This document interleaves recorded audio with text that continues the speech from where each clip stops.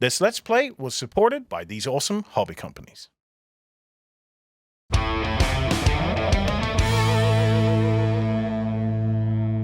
Hello, everybody. Well, we are back for another role-playing adventure with Cubicle 7. We're joined by Podrick and Dave from Cubicle 7, who are going to be taking us through a fantastic, spooky adventure for Warhammer Fantasy Role-Play. I'll just let you guys introduce yourself first. So, Podrick, if you want to take it away first. Oh, sure. Well, I'm Podrick Murphy, and I'm the producer on Warhammer Fantasy Role-Play 4th edition for Cubicle 7, and I'll be GMing today. Ooh. Dave, if you just introduce yourself as well. I'm Dave Allen, and I'm the developer for Cubicle 7's Warhammer Fantasy Role-Play, and I'll be playing today. Yeah.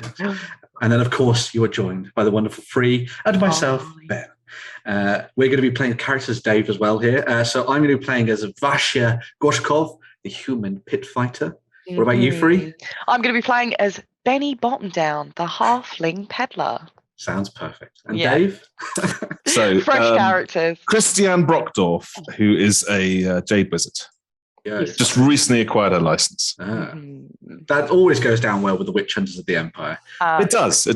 Yeah. Got a piece of paper to show them. They'll help them kindle the fire. Exactly. And as I say, we're going to be playing a spooky adventure. So we're going to be playing what's called Feast of Blood, which will be available for you guys to play very soon as well, which is pretty awesome. Feast and Blood, full of puppies and rainbows, this story, isn't it? Yes, that's the subtitle that we're now making official for this. Yeah, there we go. Excellent. Well, that sounds like it's going to be great to get past all the approvals. So I'm looking forward to it. It's extremely on brand. No, perfect. Hit the nail on the head on that one, didn't I? Yeah. So, let the lights down low. We're going to sit down and relax and dive into this one. Get all grimdark. Podrick, take it away. Very good. So, the three of you have been traveling about the Empire for some time. Independently, you may have met relatively recently. You may only know a little bit about each other.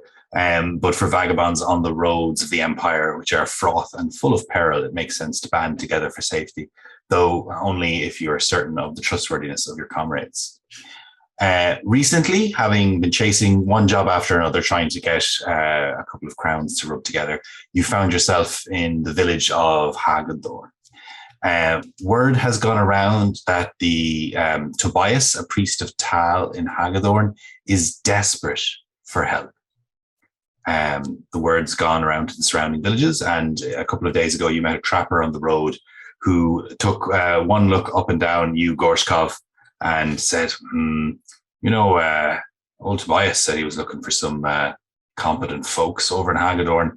Not a lot of gold that I've heard of, but he's promised fine rewards for any who can aid him with his issue. Well, I wouldn't be having much truck with it myself. Dangerous area, Haggle. Well, I am all talent, so that seems good to me. And my companions, they're also good as well. So, Good, you can talk for yourself. I'll be hidden away. I'm only small. I don't think it'll be much trouble for me. Lead on then. Exactly. What as we make our way through, I'll try and inquire with this lovely gentleman that we bumped into, and I would say, "What can you tell us about what Tobias needs us to do? Do you have any information?" Oh, I don't know a whole lot about it. He said he had a powerful need for competent folk, and then he talked about going into the woods thereabouts. And well, that's not the sort of thing I do be looking to trap. When was the last time you saw him? Oh, just yesterday. Okay. I was over there selling pelts. Well, yes, we're going to have to head into that forest then. I think it would be good to find out more from Tobias. Let's see what we can do. Get some coin for ourselves. Make ourselves merry over the next couple of weeks. I'm sure there's an inn somewhere that I can stop in. I haven't had a pint in a few hours, and I could really do something up. They have a brewery, a still in Haggle now. I'm sure it'll be fine. Hopefully, I'll find some halfling folk while I'm there. Not many, but then it's easy to overlook you lot. Could be some around I didn't see. Well, take care. And he heads off the road, clearly not having expected to talk for tea for quite so long or be interrogated quite so much about the issue.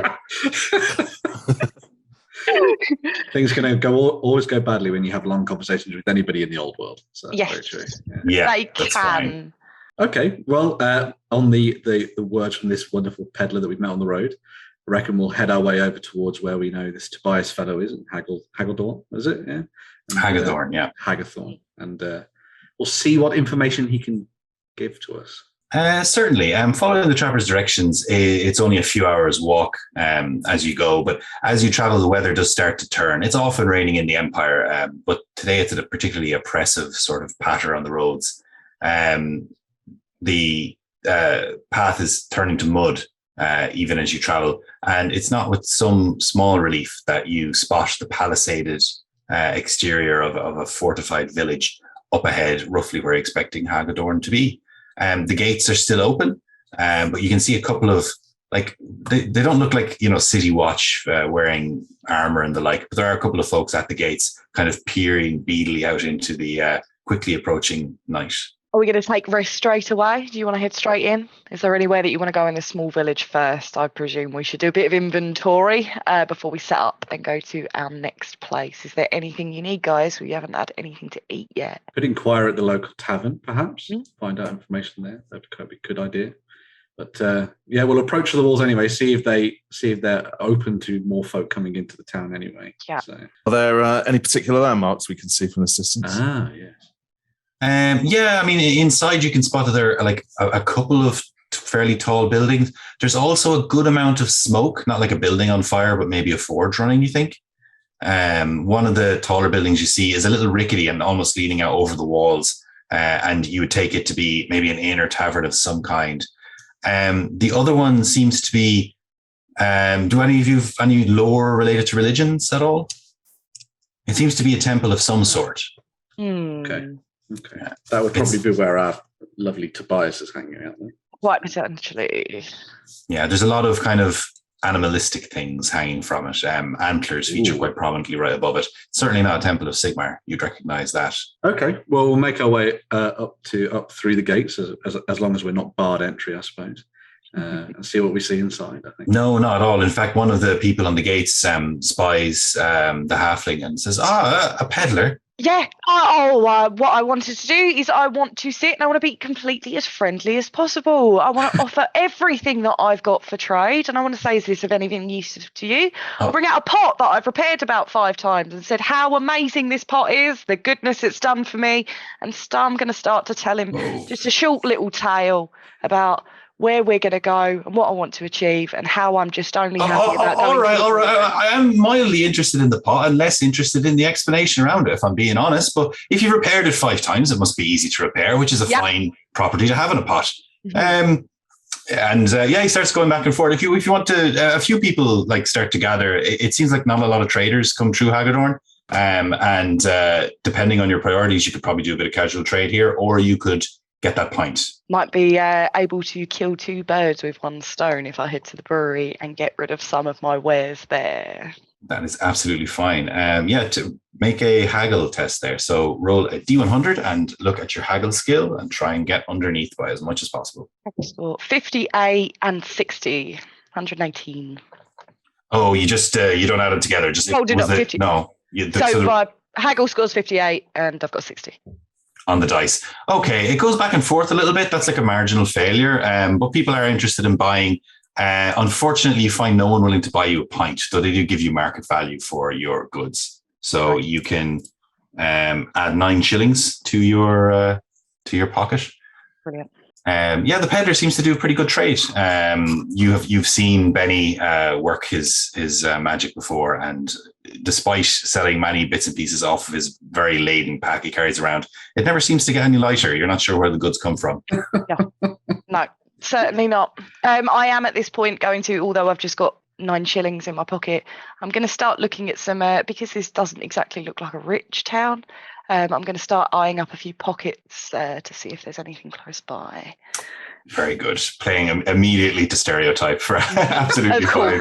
Of course. Yeah. As the time goes on, people get a little freer with their money, and if you see other people drinking pints as you've stopped off in the brewery at this point, people get a little less lax around their wallets, and you have the opportunity to make a few attempts there. If you want to test sleight of hand, go ahead.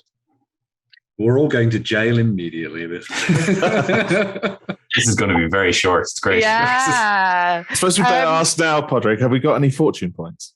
Yes. So both of the humans have 3 fortune points. The halfling has 2. Right. I'm just going to eye up for now. I'm just going to have a look around and scope at the moment. That's with my fine. point. Yeah, you find these people lack proper, as you would see, like, you know, urban, sensible attitudes about their money pouches. They're a little too trusting out here. Eye it up for later. Yeah. What about the other 2? What are you guys doing? I think I'm just going to grab a drink. That's fine. I'll follow up behind our lovely wizard and get a drink as well. And just kind of like putting the ear out to hear if I can hear anything to do with this Tobias fellow, just in case there's anyone else talking about him at the moment. So. Well, it's funny you should say that, because as you order the pint, just as the woman behind the bar is pouring it for you, saying, "This is nice, really hopped ale. I think you'll like it." She looks you up and down at your kind of wizardly garb and clearly is a bit confused by it. Says, "You some kind of a priest, is it?" That's right, yeah. Oh, you should talk to old Tobias. He's a priest of Taal, he is. Oh, right. Always is he a good priest? Oh, she kind of looks over his shoulder and says, "Yeah, very good. You know, Taal seems happy with us, broadly speaking." Broadly? Yeah, broadly. I mean, not everything always goes great, and Tobias is awful paranoid recently. Been having these dreams, he says. Keeps trying to tell us about them, but, you know, I just there for the sermon. I just want to hear about how Taal is, you know, minding us. He's a good but paranoid priest. A little bit. You know, I just go down for a bit of comfort. You know how it is. But he starts going on about in his dreams. He sees this terrible web scattering all around, you know, in the forests. And I mean, that's not the type of thing to make you sleep easy at night, is it? What's the name of the local forest? Around here, goes by many names. Some people, I don't want to be the one spreading bad rumors about, but you do get the odd spider. Well, I've killed many spiders in my time, so if there's an issue with spiders, I can get involved. You know, smash some faces. Yeah. She kind of looks up and down. And says, a big man like you would be boasting about killing spiders. I'd say I'd give you about 50-50 odds fighting a bear. Ah, yes. I have killed 3 bears and fought 2 orcs and 1 troll. That grows every time he says this. No, it doesn't. No. All true. Totally true. Very good. Well, you seem like a friendly enough fellow. Can I get you a drink? Yes, definitely. One of your best. Oh, well, I get the top shelf stuff for you, sir. She picks off the top shelf what looks to be the very same sort of cask that she'd opened for everybody else and pours you a pint of very similar looking ale. Vasha, it totally believes this is the best stuff. So it's yeah.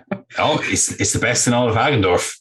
Ah, perfect. I'm not lying about that, I can tell you. She pushes across the ale. Oh, totally parts with all the coin that she asked him for. So it's fine. A few brass pennies. It's actually not unreasonable here at all compared to some of the places you've had to drink since coming to the Empire. Okay. Yeah. That is there anything else you would like to do? I'm going to just, I can see some people over by the wall that are a bit drunk, that have got some pouches hanging out their back pocket. Sure. That's by the door. It's by the door. It's on the way out. It could earn us a bit of coin. I am going to try and counterbalance it, though, with something. I know they're drunk. I know they're a bit of a mess. But I'm going to try and stick an empty pouch back in their pocket just so they don't think they're missing. So you have a spare weighted empty pouch. I've got everything on me. I've got everything. Absolutely fine. Go ahead and roll your sleight of hand. So I've got 90. Oh. Unfortunately, you go to reach and you get the thing away, no problem. But as you're going to put back the fake pouch, you feel a hand clasp around your wrist. Did you drop this? A very tall-looking gentleman looks down at you, quite burly, actually. He looks like a blacksmith from the tools hanging around his waist. So, he kind of scratches his head. I must have, and he puts his hand out.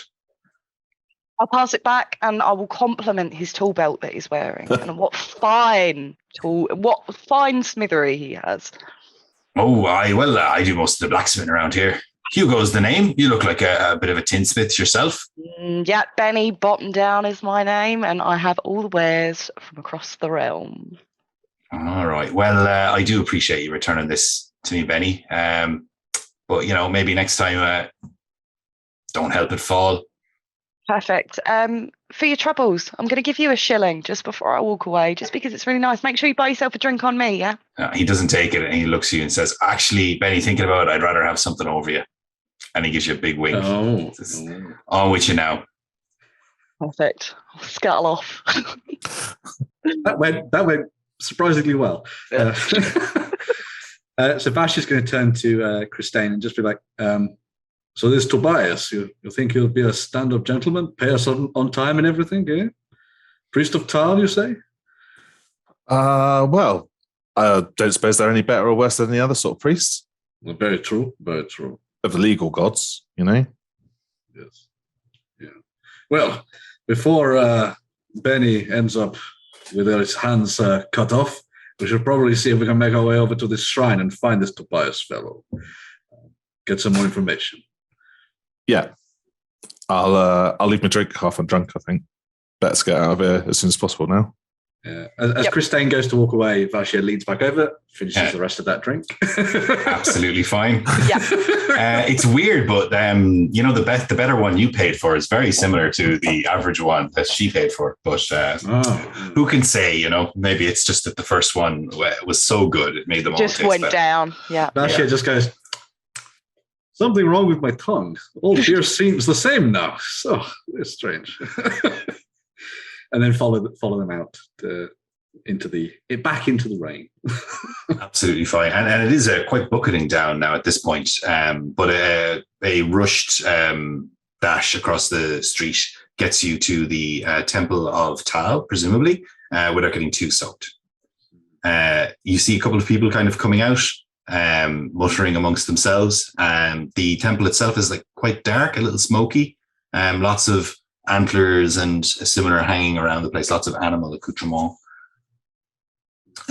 Inside, you can see a man, presumably Tobias, near a temple, and he's sitting down and scratching a long white beard as he does, and then kind of looks up as though he's about to say something, not to ye, just the air generally, and stops.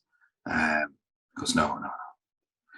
Over in one corner, you see a young woman, very like white hair, quite pale skin, chatting with two other people, look like villagers, and they seem much happier with what she is explaining to them. You can't quite catch the words, but she's chatting and holding one's hand, and they just seem to be nodding along with her.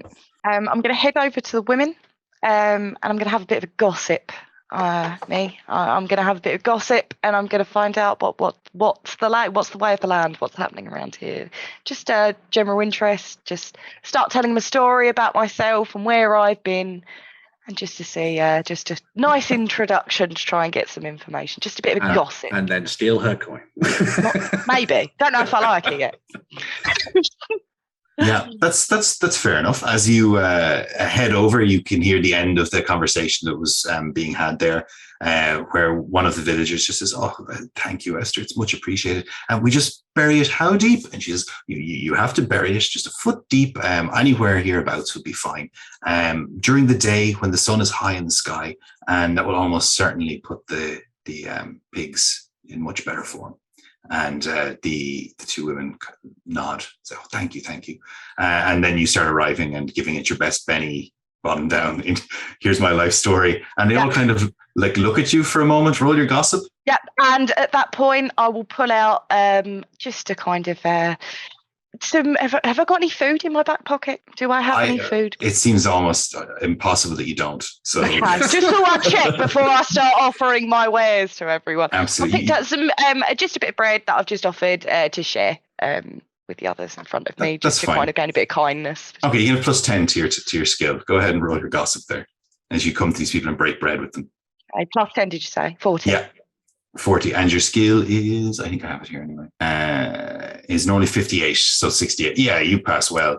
Yeah, they seem a little bit like taken aback by your sudden intrusion into their conversation, but such is the powerful sway of Benny that they quickly just start joining in and asking you questions about it.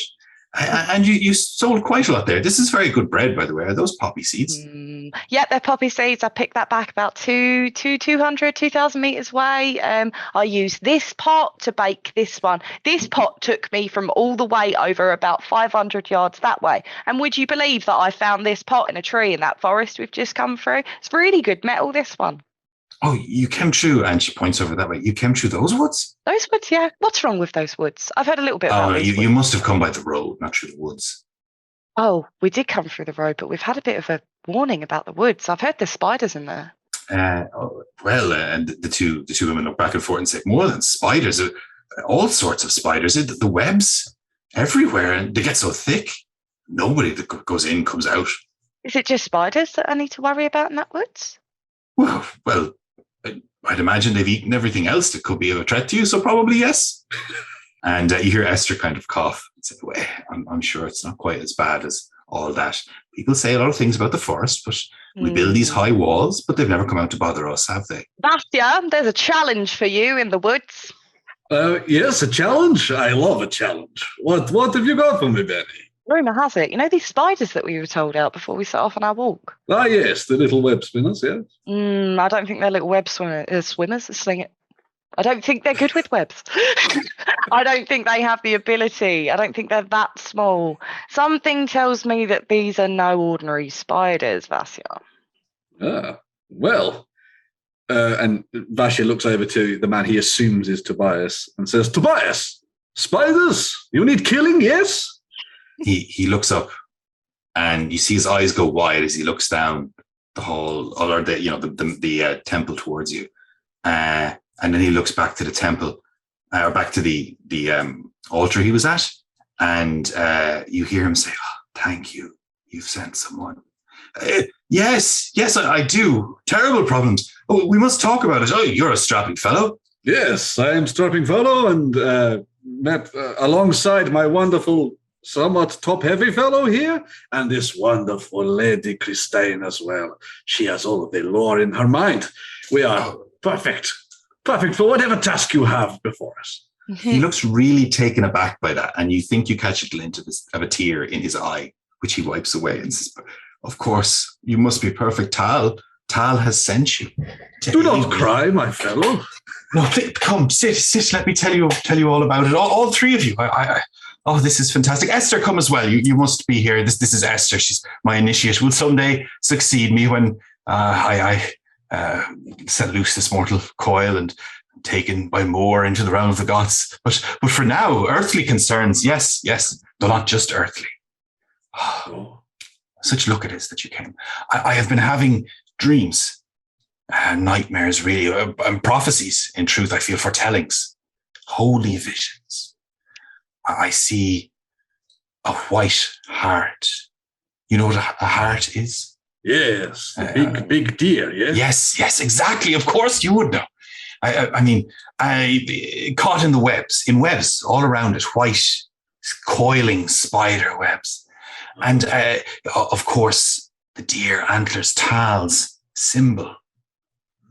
Something vital to Taal of great import is trapped in the woods hereabouts. It must be, for they are laden with spider webs. Well, what do you think it is? I'm unclear on that. The visions have been very powerful, very consistent, but also not terribly elucidating in that regard, but something vital. And obviously Taal has sent the three of you to find it for me, to search the woods, to see what's there. How long have you been having the problem with the spiders? At that point, I'm going to push myself onto the floor, get rid of my backpack, and everything's going to go clink, clink, clink, clink, clink, and suddenly become very interesting. You put it down, and the sound of all the goods settling as the backpack kind of tips over onto one of the pews goes on for an awkwardly long time. Yes, that one. Yeah, and everyone kind of stops and listens, and someone almost starts talking at one point, but then the brass pans kind of fall out and they stop again. Problems with the spiders. Well, I mean, they've been here for years, decades, probably. But people are wary of them, but not terribly. We don't really have many problems with them. The palisade is high. It's heavily spiked. They've put in quite a few punji sticks, I think they're called, all pointing out should the spiders ever attack. But they've never done anything really about us, have they, Esther? And you see Esther kind of start, like she's been just awoken to this conversation now as her mind was wandering. And she scratches her nose and says, no, I don't think they have. I do think people overestimate the danger they represent. All of the creatures of the woods, one way or another, fall into Taal's realm. I can see outside that you've got loads of animal bones and loads of skulls and stuff like that. Is that doing any help for this place? Is that helping anything, keep anything out? Because it's quite creepy. Well, I don't know how they do things in the moot, but here it's quite normal to put up some good, solid, healthy skulls hereabouts. It's on all the imperial iconography as well. And of course, this sort of skull, animal skulls, particularly favoured by Taal. A reminder, there's quite a lot of philosophical treatises on what they're about. A reminder of our own mortality, perhaps, the bestial nature that is inside us all. Well, you can never have too many skulls. That's what I say. I understand. I didn't mean to offend you. Oh, no offense. Halflings, of course, you have your own strange ways and practices. I'm just lucky to be able to tell you about Taal. Where would you suggest we go looking for this? Into the woods, I should think. I think that is the place. The woods is a big place, my friend. I'm sure that Taal, obviously, will guide us since we have been sent by Taal. Yes, exactly. Exactly. Totally, in fact, Esther, if you wouldn't mind, you all look hungry. Perhaps you could go and get some food from the inn. Oh, yes, food would be very nice. We have already tried your finest beverages from your inn. Well, of course, you'll want something to eat as well, I should think. Yes. And Esther nods and leaves. Cool. We'll follow along with her. Yeah. No, Tobias, actually, there's a few details. Yes, few details I'd like to go over with you. I just wanted Esther out of earshot for a moment. Yes. Taal has been a little more elucidating to me, in fact, and I've started to suspect that she, as my successor, that she is the white heart I see trapped. Oh. I feel she may be the one who's at fault and or who is in danger. And now that the three of you have arrived, guided to me, no doubt, by Taal, I'm certain that you three must be the ones to aid her, protect her. Yes. See off whatever trouble this might be, but it must be confronted head on. I know that for certain. As soon as you said that, I'm going to pick up my backpack full of everything, clink, clink, clink, clink, and run. Not say a word to either of you, run after Esther. Go, Esther! And all you can hear clinking up the road is all of my pots and pans. And just say, where you going? Hi. And I just want to get to know her a bit more, because if she is your successor, I want to know if she feels like she's in danger. And I just want to talk to her and follow her to where we're going to get food. That's fine. She says, well, thank you for the help. We're just going to the inn. They do a nice fare. And goes on with you. She chats away with you for a little bit. She seems quite sincerely faithful, as you might expect from a priest. She orders some fairly standard fare from the inn, stew and bread. And she chats away for a bit. You don't get the feeling that she's at all worried about anything or feels she's in any particular danger, any more than anyone else in the Empire. And the two of you are left in the temple with Tobias. Well, are there any sort of legends of the nearby woods, or you are a priest of Taal, so are there any sort of parables or religious stories told about these woods? There's always been a certain amount of suspicion of them, but it's rare that we've seen anything to actually show it off. Quite a few spiders, yes. I don't want to belabor the point, but one should be aware that they're a risk. If you ask me, a far greater threat is from beyond the woods. We border Sylvania here, of course, and quite a few unnatural creatures exist beyond them. The woods themselves, well, perhaps I'm biased. Biased? Yes. Well, the woods are home to all sorts of animals. The wilderness itself is a fortifying force in one's life, to be close to it. I pity those folks who live in cities. Oh, far from Taal's realm. Soft, the lot of them, I expect. Well, there's still plenty of nature to be found in them cities, I couldn't really see it. I mean, if you take nature and pot it up like that, trap it, prison and prison, it's not the same, is it? It might be nature, but it's not a wilderness. Well, when should we set out? As soon as you're able. I assume Taal has guided you here at this very moment, and you should be about it immediately. Yes. Well, we'll wait for our lovely friend Benny to return with some food, and we'll have a little bit to eat, and then head into the woods for you, Tobias. Good. And of course, don't let Esther out of your sight. That's very important. No. We should keep a close eye on her. I'm going to be helping Esther at this moment. So she's sorting out all the food, and I'm going to take a bit more for myself when she's not looking, because I've got a couple of meals to go through for myself. I am quite hungry. That's fine. I'm going to stash it. Take the free for everybody for coming back and making sure everybody's eaten, but I'm going to put some to the side for a bit later. That's fine. Various pockets and pots are open, bread stuffed inside. You do your best to tie up some stew in a pot as well. Hopefully that won't tip. And just as Tobias has finished talking to you, the Esther and Benny arrive back. They bring you to a small side room in the temple and lay the food out, and it is quite pleasing. Yeah, we'll have a nice meal, fill our bellies once more. Yeah, not bad at all. And you're not always certain where your next meal is coming from, so quite nice to have one provided. Well then, you'll be about it, I suppose, says Tobias. Yes, rain stops nothing. And Vasha will stand up, prepare himself, tighten his braces, get ready to go. Mm-hmm. Excellent. Anyone else have any other questions or comments or notes or anything they want to ask about from Tobias and Esther or in the village generally? When we get through the woods, Tobias, are we heading straight, left, or right? Well, I'm not quite certain. The area of the woods I feel sure are related to this is called Spider Holt, and it's on the eastern side of the village. Sounds ominous, but sounds correct. As I don't want to as I say, belabor the point. I think people here let their fears get the better of them, really. Yeah. Well, there is no time like the present to head out and slay beasts. I hope that Taal will be rewarding us handsomely for this gift that we bestow upon you. Of course, to do a service for Taal in his name. The spiritual rewards are simply immense. Oh, joy. Spiritual reward. Fantastic. Yes. We get any gold? Oh, Benny, you took the words right out of my mouth. It's spiritual reward. But Taal sent you to aid us. He'd be most pleased and generous to those who aid Taal or his servants. Well, I think it's worth going just to see what this is all about. Yes.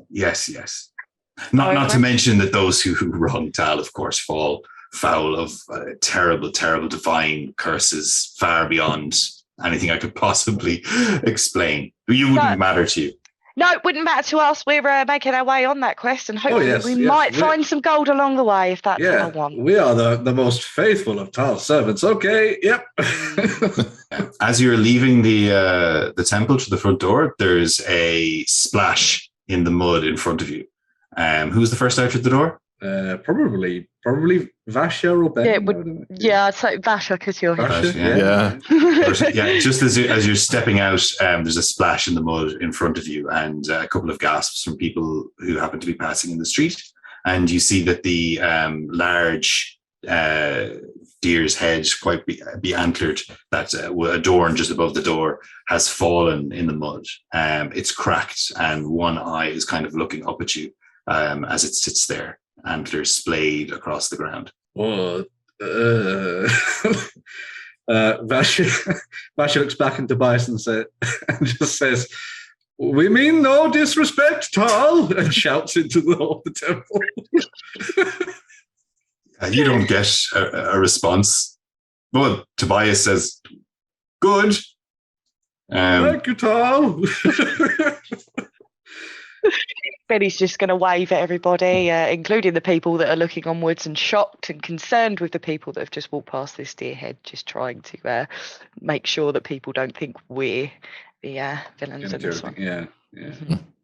As we go, Vash is going to turn to the others and be like, I put no truck in Albans, and then sort of like loosens his shirt a little bit. Sure. No problem. So Esther is coming with you, I assume, if you're not letting her out of your sight. Yeah. Oh, yeah. I'm going to ask Esther if she needs to get anything before she goes. And if she wants me to carry anything, I can add it to wherever I want on my person. Oh, no. The wilderness is a temple to Taal, just as this temple is. I need nothing I do not have. And indeed, as you look at her, you see that, like, though the rain is hitting her, it doesn't seem to be phasing her, not even a little bit.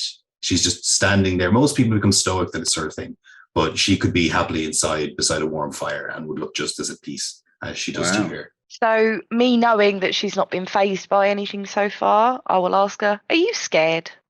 Are you scared of the forest? Of the forests? No. The wilderness is a welcoming place in many ways. Of course, I'm not naive. There are things there that are dangerous, but that is the way of it. Have you been inside before? Make an intuition test.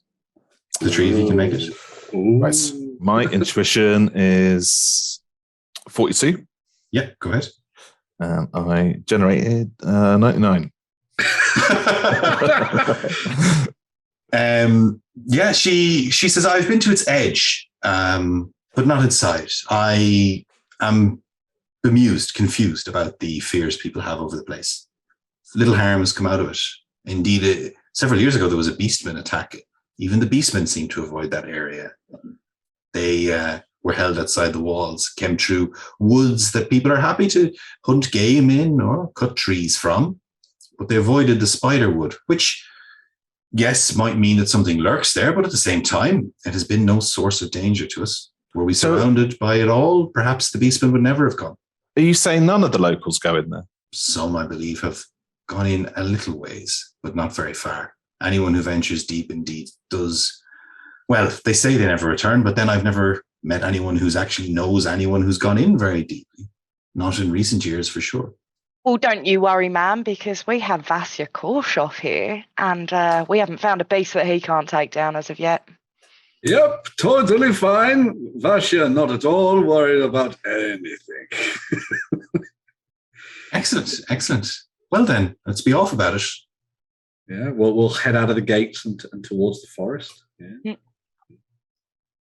Is Esther armed with anything? She has nothing, no weapon strapped on, or?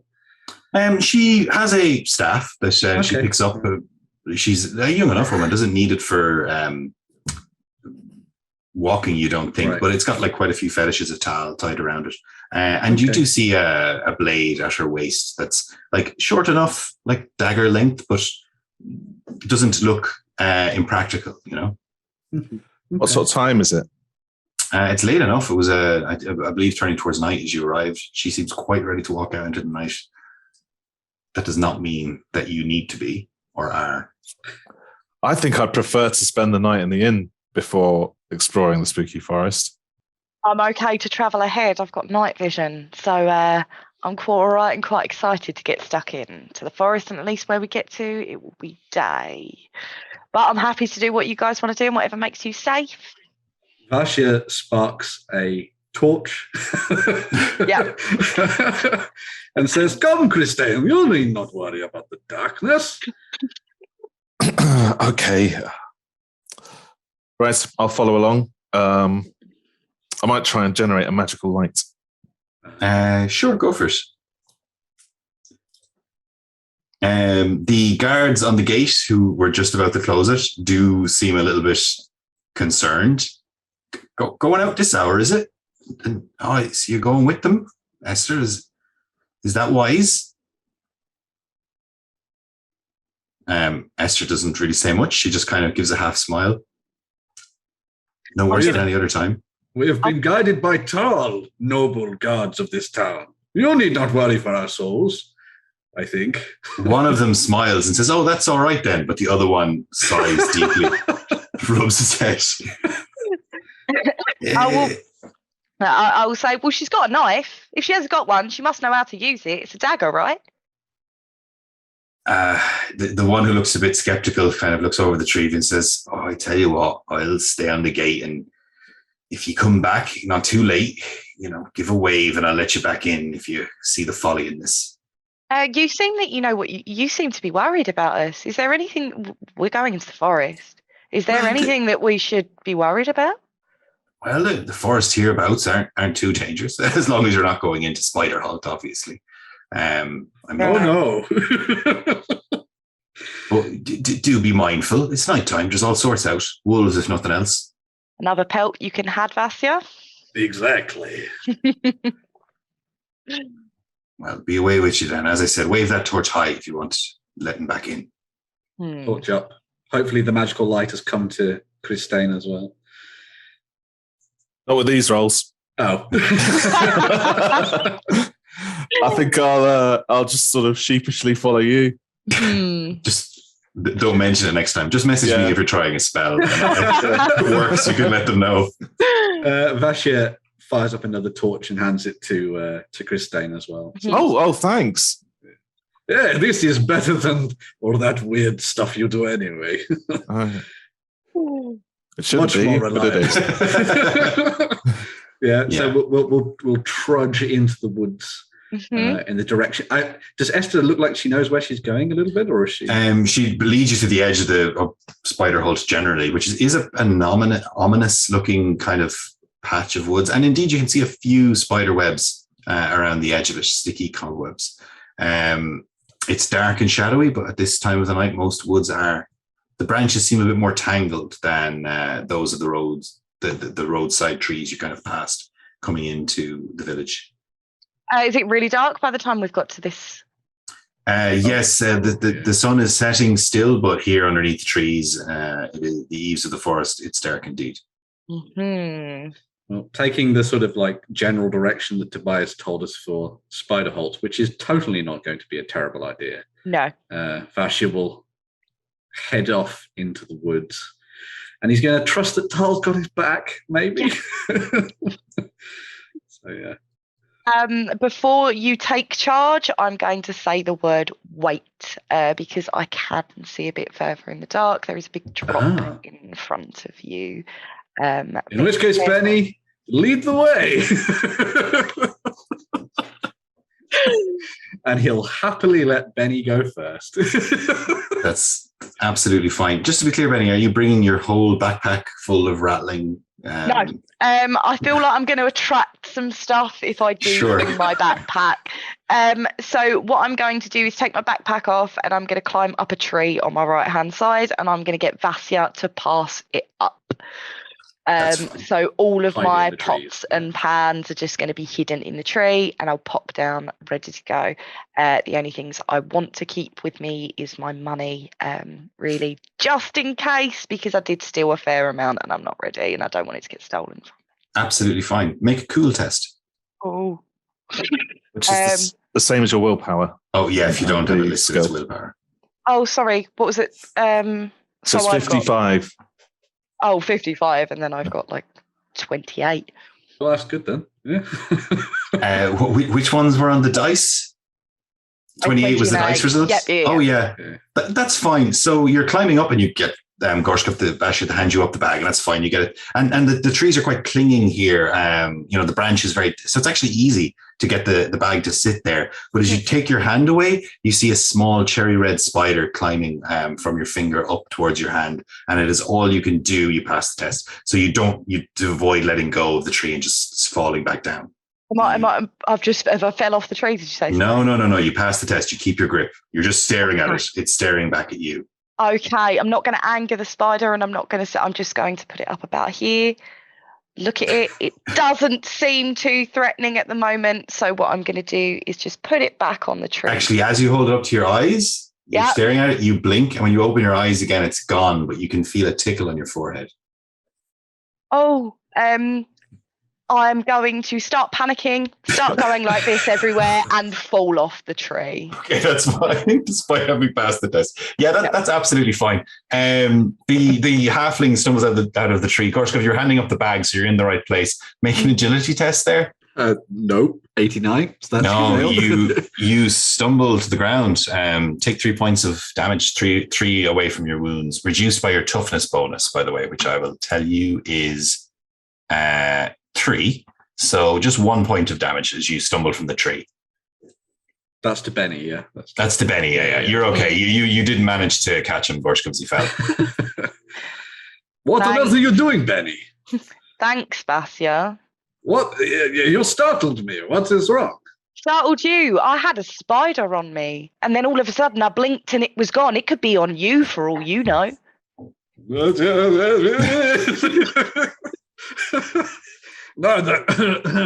nothing here. Yep. Do you not like spiders, Vasya? I love spiders. Have you killed a spider before, Vasya? 5. Yes. That's fewer than on average you swallow every year. That's important. 5, that's correct.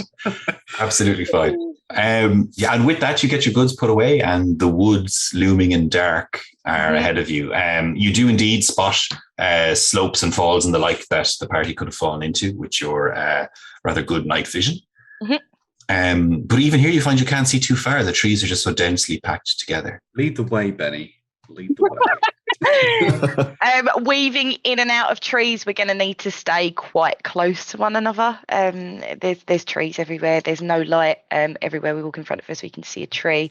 So I'm going to start hanging on to you, and we're going to have to start making a line, because if we're not hanging on to each other, someone's going to get lost. So I start going forward. There's so much leaves, so much dead tree and everything underneath us. We don't know what we're standing on, and we can just hear crunch. Exactly. Do you know, I'm going to say to my comrades, when do we cut our losses here? Because we're not even really sure what we're looking for, are we? I guess we look for big concentration of spider. Esther, do you know where you're going? Would you know what way you can go? You as you say that, you notice that Esther actually had kind of wandered off a few yards away from you, but she comes back as you said. Oh, not really. Do you know everyone says that the webs get much denser as you go into Spiderhold, but actually they're quite. It's just like a kind of a low level background thing. Look, cobwebs everywhere, but not so many. We can still pass freely enough. Sorry, what was your question? We were just wondering if you knew what we were looking for, really. Oh, not really. I don't want to speak ill of Tobias, but he is rather getting on. Can I borrow your torch, please, Vasya? I'll hand it down to Benny. Yeah. I'm going to light up some cobwebs next to me to see how far they go. So despite the fact that it's generally damp everywhere, the trees here are so tightly packed together that it's quite dry here underneath the eaves. And they woof into flame, and that flame carries all the way up the tree and quite a ways off. And you think you hear a low whining noise just kind of permeating the woods, but then it fades away. Is there sort of a direction where the cobwebs are denser than? Yeah, it feels like if you continue east, they seem to get a little denser that way. That's the way you've kind of been going, having entered here from the village, and they've gotten denser so far. Though, as Esther pointed out, it does seem to have tapered off a little bit. There's just a general background level of cobweb right now. I'd say we keep going east. I think it's more important that we go east. Was there a general direction where that noise come from? Was that in front of us or behind us? Oh, that was just kind of all around. Oh, lovely. Vashi will turn to Christine and be like, if things get too hairy, too many legs, we run. Yes, of course. Oh, yeah. Yeah, but, for now, things seem okay. And you never know, that Tobias man may give us more gold. Not just prayers. He wasn't really offering any, was he? Well, no, but hopefully if he sees we do a good job, we get hopefully Taal will something. Reward. Yes, of course. But yes, too many legs, we run. I'm sorry, says Esther. I'm sorry, Vasya, but I'm going to need you to go first. I'm not really equipped. That noise really did bother me, and I'm going to keep an eye on Esther just in case she goes again. Are you ready for this? Do you think you can take on whatever that noise was? Yes. And Vashio will step forward and lead the way this time. Absolutely fine. As you go, you notice that fire that you started earlier has there was enough smoke from it that it's not blurring your vision or anything, but it's thick and acrid. It smells absolutely horrible. And as you crunch across the pine needles on the ground here, you realize it wouldn't be impossible to burn quite a bit of this forest if you were not careful with a torch. As you're heading ahead, you spot something moving just ahead. The place is so still, it's impossible not to see it. And you see it's something like a kind of a flapping, struggling sort of, and you realize it's a bird, about as big as a goose. It's about chest height off the ground in the midst of some branches, and it's struggling and flapping quite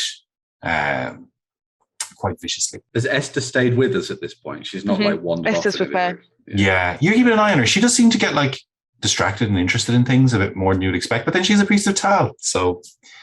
Okay. Well, Vasya sees a struggling creature in front of him, walks over to it, checks to see if it's does it look like it's a broken creature? It's been harmed in it? No, you don't think so. As you get close enough to you realize it's quite a big, fat-looking wood pigeon. And you realize actually that the sound of bird song and noises of animals in general has been quite lessened in this part of the forest. But the wood pigeon in front of you is half webbed and caught. One of its wings seems to have been twisted into some particularly dense-looking spider webs. Vash is going to pull his dagger out from his belt. And then he's going to look round at the others and be like, does Taal frown on pigeon pie? Taal certainly doesn't frown on pigeon pie. As soon as we get put back to my bag, looks like we're eating pigeon. No, Esther actually smiles broadly and says, not at all, not at all. Such is the way of nature. Oh, well, pigeon struggle, pigeon die. And Vash will just cut its head off. And as indeed as you do that, and you cut its head, and the blood flows freely and pleasingly, very suddenly, the web that it was tied to is alive with small, black, moving, multi-legged things.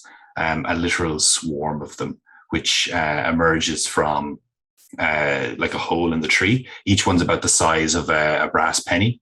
And they start to swarm over the creature, the bird, very quickly weaving more webs around it. Some of them seem to stop and begin lapping up the blood that is spilled from the thing onto its feathers. And a few of them are very quickly moving up your blade and towards your hand. Vasha will drop the knife on the ground. I didn't want the pigeon anyway. Yeah, the things swarm over the wood pigeon until it's half covered in them. You can barely see a feather, and just seem to be wrapping the thing up in. Have you lot seen spiders act quite like that before? Nope. I'm going to go up to it, and I can see that the pigeon's still struggling a little, and there is spiders and more spiders coming out. I'm going to take this torch. Think that you see the pigeon struggling a little, but as you get close enough, you realize it's just spiders. It's just so I'm going to make it move. I'm going to take that torch and I'm going to set that pigeon on fire to stop all of those spiders from getting anywhere nearer. There's a scream, there's choking smoke that starts to come from the thing, and the squeal of little spiders. And indeed, you see some of them actually pop in the heat of it.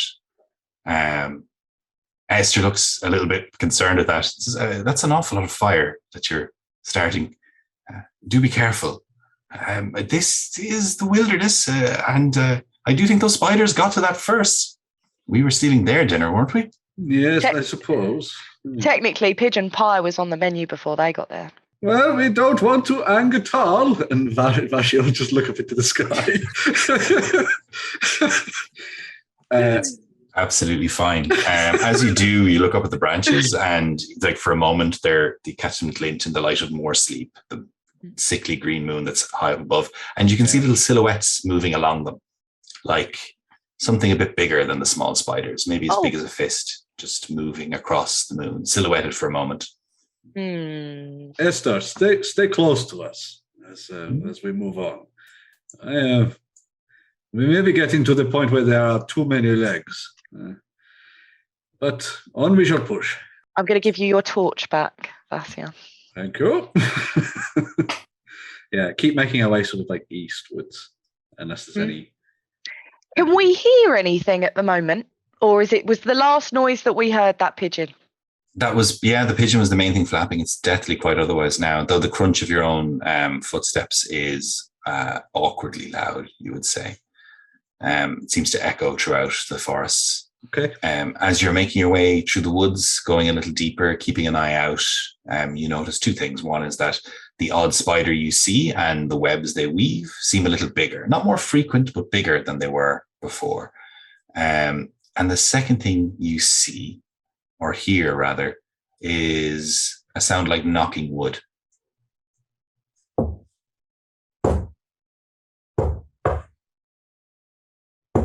Vasya will look in the direction of where that noise is coming from.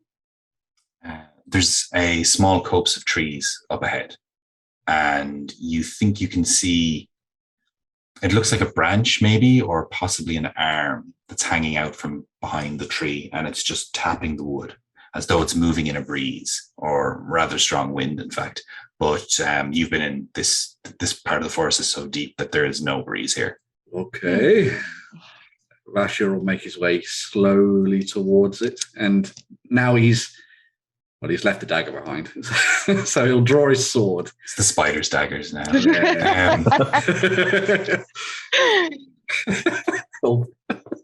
I'm going to be standing a bit behind Vasya with my slingshot out, just in case, just to give him a bit of cover.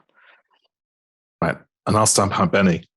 The safest place. Yeah. As you kind of circle around a little bit, Gorshkov, to get a better look at it, you can see there's a few figures, bodies, you think at first, webbed to this tree. They seem a bit mangled, all of them, and there's something wrong with their heads. There's more webs about them. They're thick, they're big. It's wrong in some way. They seem to be wearing kind of jackets, like long coats that you get a look at. And the only limb that's really free from any of these is the one arm you've seen, which is knocking on the wood next to it. Vasya turn around to, the rest of them, and Esther particularly, say, have you ever seen things like these before in the woods? No. Dave, make a perception test. Yep, I have passed the perception test with 3 levels of success.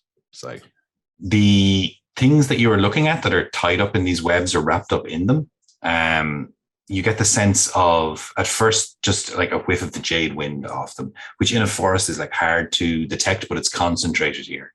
So the jade wind being the wind of the magic of plants and similar. But then you kind of take a second second inhalation, and you catch the unmistakable taint of dark magic. Ooh. Best be careful with those. I think they might have been made with sorcery. Sorcery, you say? Vash is going to step back from the sort of the bodies. Are they sort of like desiccated, or are they? You can't tell. In places they look quite like fat and wide, but they're elsewhere, where the webs are pulled tight around them, they seem quite narrow or thin. Is the hand open or closed?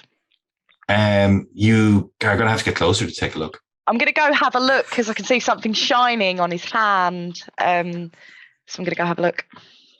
When you get close, you can see that this thing was wearing, this person perhaps was wearing a glove, but 2 of the fingers have been torn out, and underneath you see that the hand is open and then kind of closing into a fist as it knocks off the 3. But the 2 fingers you can see aren't flesh. It looks like sticks or carved from wood, maybe bound together with small bits of twine, almost like sinew. I'll touch it. I'm going to just look at it. I'm concerned that there's something inside this hand. Make a dodge test.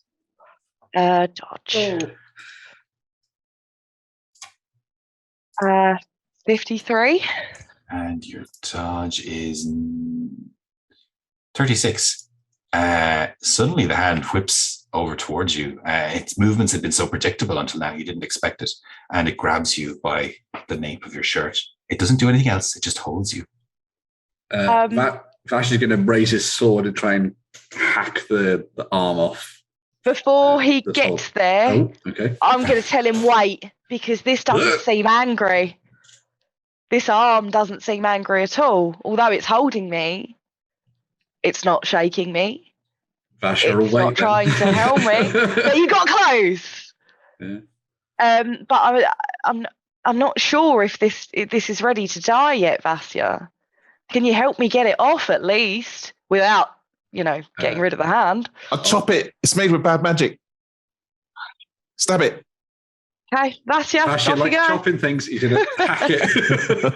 Hack it with his sword. There's that moment of hesitation as the three of you debate, and then the blade comes down. There's almost no resistance, just the snapping sound of like a twig, a piece of maybe a small branch breaking, like an arrow breaking. And the arm is just severed off on the ground.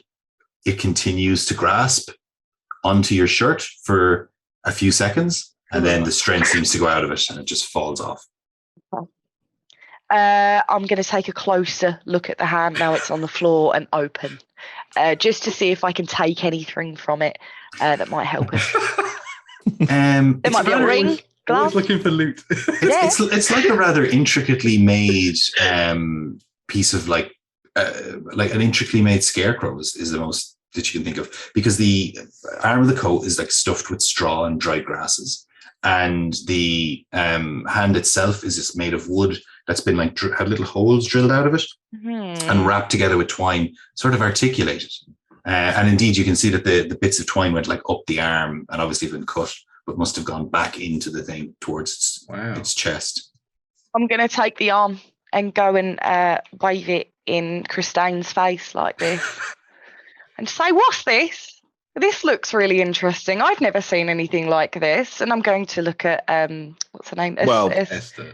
Esther, and say, "Have you seen this before?" I do have law magic, so do I have any idea what it is? Go for it. Roll ahead. Test. I pass by 1 level. You would say that it's an interesting one because you took a couple of courses in the college on the creation of fen beasts, which are sort of like bits of swamp brought to life, effectively. And the jade magic that's wrapped around this reminds you of that. But the hint of Thar is clearly doing something else that you can't quite identify. But this is a magical construct or something. It could be some sort of magical construct. It could be like something someone's built and then made come alive with magic. If you don't know what it is, that means there's a lot more power than we anticipated. Well, I'm just saying it is a magical construct. That's what I'm saying.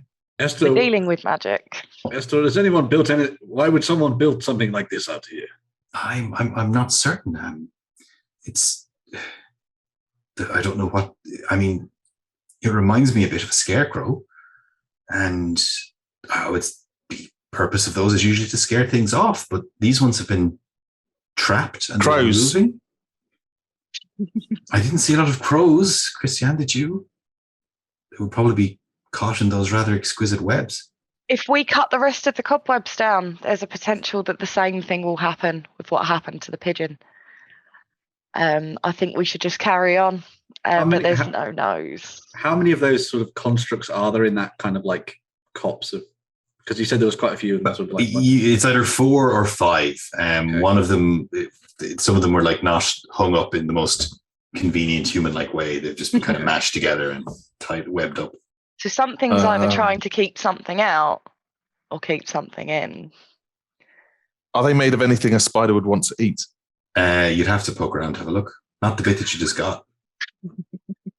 Not the arm, like. Vash is going to take Benny aside just for a second, just out of earshot of Esther. Sure. Mm-hmm. And just whisper to her, "Do you remember what she was saying that they had to bury out here to those villagers?" All I know is that he said that the hole was big enough.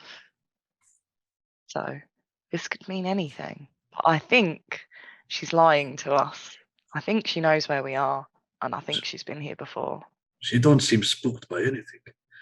No, not at all. Yeah. And did you see how she reacted with the rain? I had pots on my head. There was no way I was getting my head wet. That wasn't normal from her, Vasya. We need to keep an eye on her, and I don't think we need to keep an eye on her to keep her safe. Vasya's going to turn back to Christine and be like, would you like me to cut open one of those, the bound bits on the body, see what's inside? Yeah, I think that'd be a good idea at this point. Yeah, we need to find out more about this. Vasya, But we better get ready, so we'll jump on it if it starts to move. good, yes. Right. Everyone watch my back. Which one do you cut down? One of the ones that looks more like securely lashed, I guess. Yeah, sure. And just try and like poke through the head to see if like anything comes out of it. Oh, there's a momentary kind of like, resistance, and then you just easily push your blade into the head. Just sort of like mess it around to try and like break it apart, see if anything comes out. Or... And as you do that, and you cut a few pieces out of it, you the bit of web holding it up kind of collapses as the thing underneath loses its structural integrity, and what looks like chunks of pumpkin fall out onto the ground at your feet. Oh, Pumpkin? I mean, we Bright did miss orange out on pumpkin. pigeon pie. I'm going to stuff some pumpkin in my pocket for now because I don't know when this is going to be useful, and I don't know when our next. Benny, that is dark magic pumpkin. You don't want that. We don't know. This has been preserved quite well inside some spider web, you see. So I'm going to keep it for later. And in all honesty, we need to get a move on, and I want to see how this holds outside of the spider web. Christine, you know anything about this? Pumpkins and... Well, if you were making a magical construct out of things, a pumpkin is useful for a head, I suppose. Yes. If you're going to use 6 for arms. This is very strange. Why would a spider want to get rid of a scarecrow? Because if this is a pumpkin head and he has some straw arms, what's this doing out in the middle of the woods? I'm feeling a bit bolder now, so I'm going to sort of poke the other figures with my staff to see if any of them move. Mm-hmm. The one that the arm was cut from, and when you give it a poke, you can see that the stump of its forearm kind of moves a little bit in response, you think. But the others are all just dangling there, are they? When you poke them a bit, they seem to be, rather pretty much just dangling there, yeah. Can I, again, using the end of my staff, can I sort of drag some of the cobweb off the head of the one that is moving? Yeah. And when you do that, you see that it is indeed a pumpkin head underneath, helpfully carved with 2 crude eyes and 1 crude grinning mouth. And as you pull that cobweb away, the head kind of turns a little bit in freedom. And even though it's not animated, there's no movement to it, you have this very intense sense that someone is looking at you. I'm just going to take all the pumpkin I put in my pocket and just shockingly put it on the floor. And is that pumpkin head moving? Because that's not a normal pumpkin. And as you say that, it turns over towards you and looks at you as well, Benny. And again, you just have this sense that you're being watched by something. Ashley's going to turn around and look at what Esther's doing all Esther is gone. Right. God, who was watching? As you Still look dark, isn't it? It's Still quite dark. dark. You were distracted by the weird scarecrow things. Esther is gone. Vash is going to see if he can see any sign of like boot prints in the ground where she'd gone. Yeah. Do you have track or outdoor survival? I don't have that listed here, but I've got. You're making it. Yeah. Okay. Go first. you go for it, Benny. Yeah. You sure? I was going to say I've got outdoor survival if that helps. 35 on the outdoor survival and 87. You think she's gone. You dash about looking for it. You think you spot her tracks at one point, but she's fairly soft-footed in the wilderness. Indeed, like looking back, you find that you can see your 3 sets of tracks easily, but hers were always faint, and now they are gone.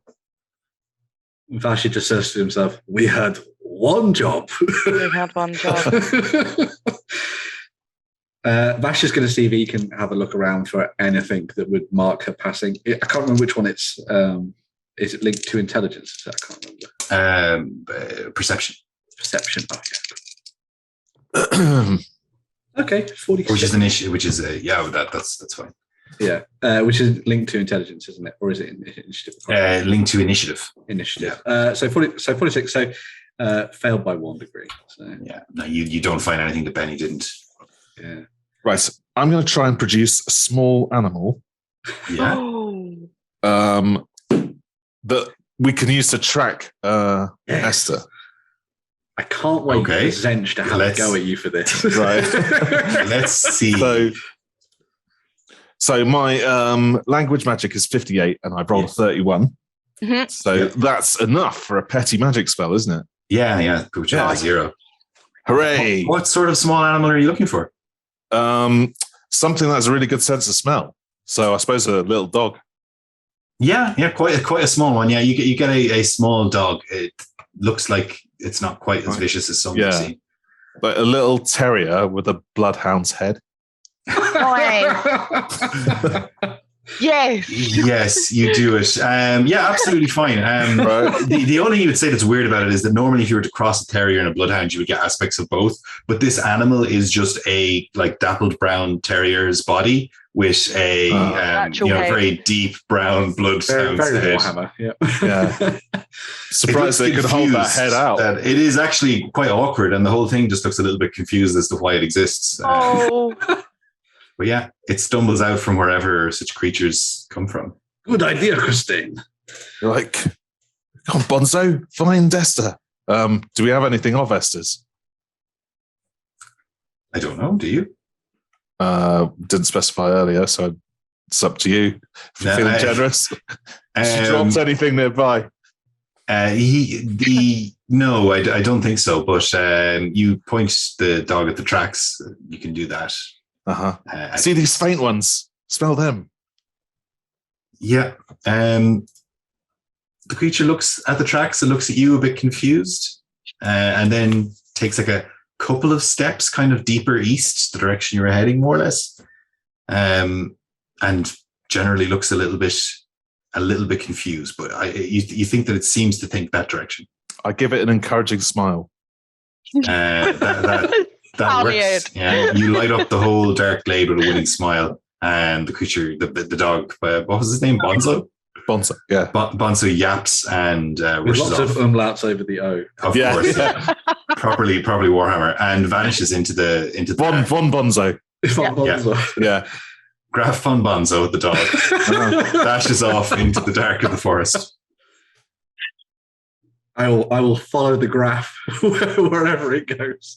Yeah. Yes, I'll follow the graph into the undergrowth. The graph's a bit grand for the dog. I think it's more of a baron. Baron Bonzo. Yeah. Von. Keeps the Von. Yeah, keeps the Von, of course. Yeah. We'll follow Bonzo. Yeah. As we're approaching ahead, you said that she had some kind of little flags of Taal, little embellishments on her staff. Yes.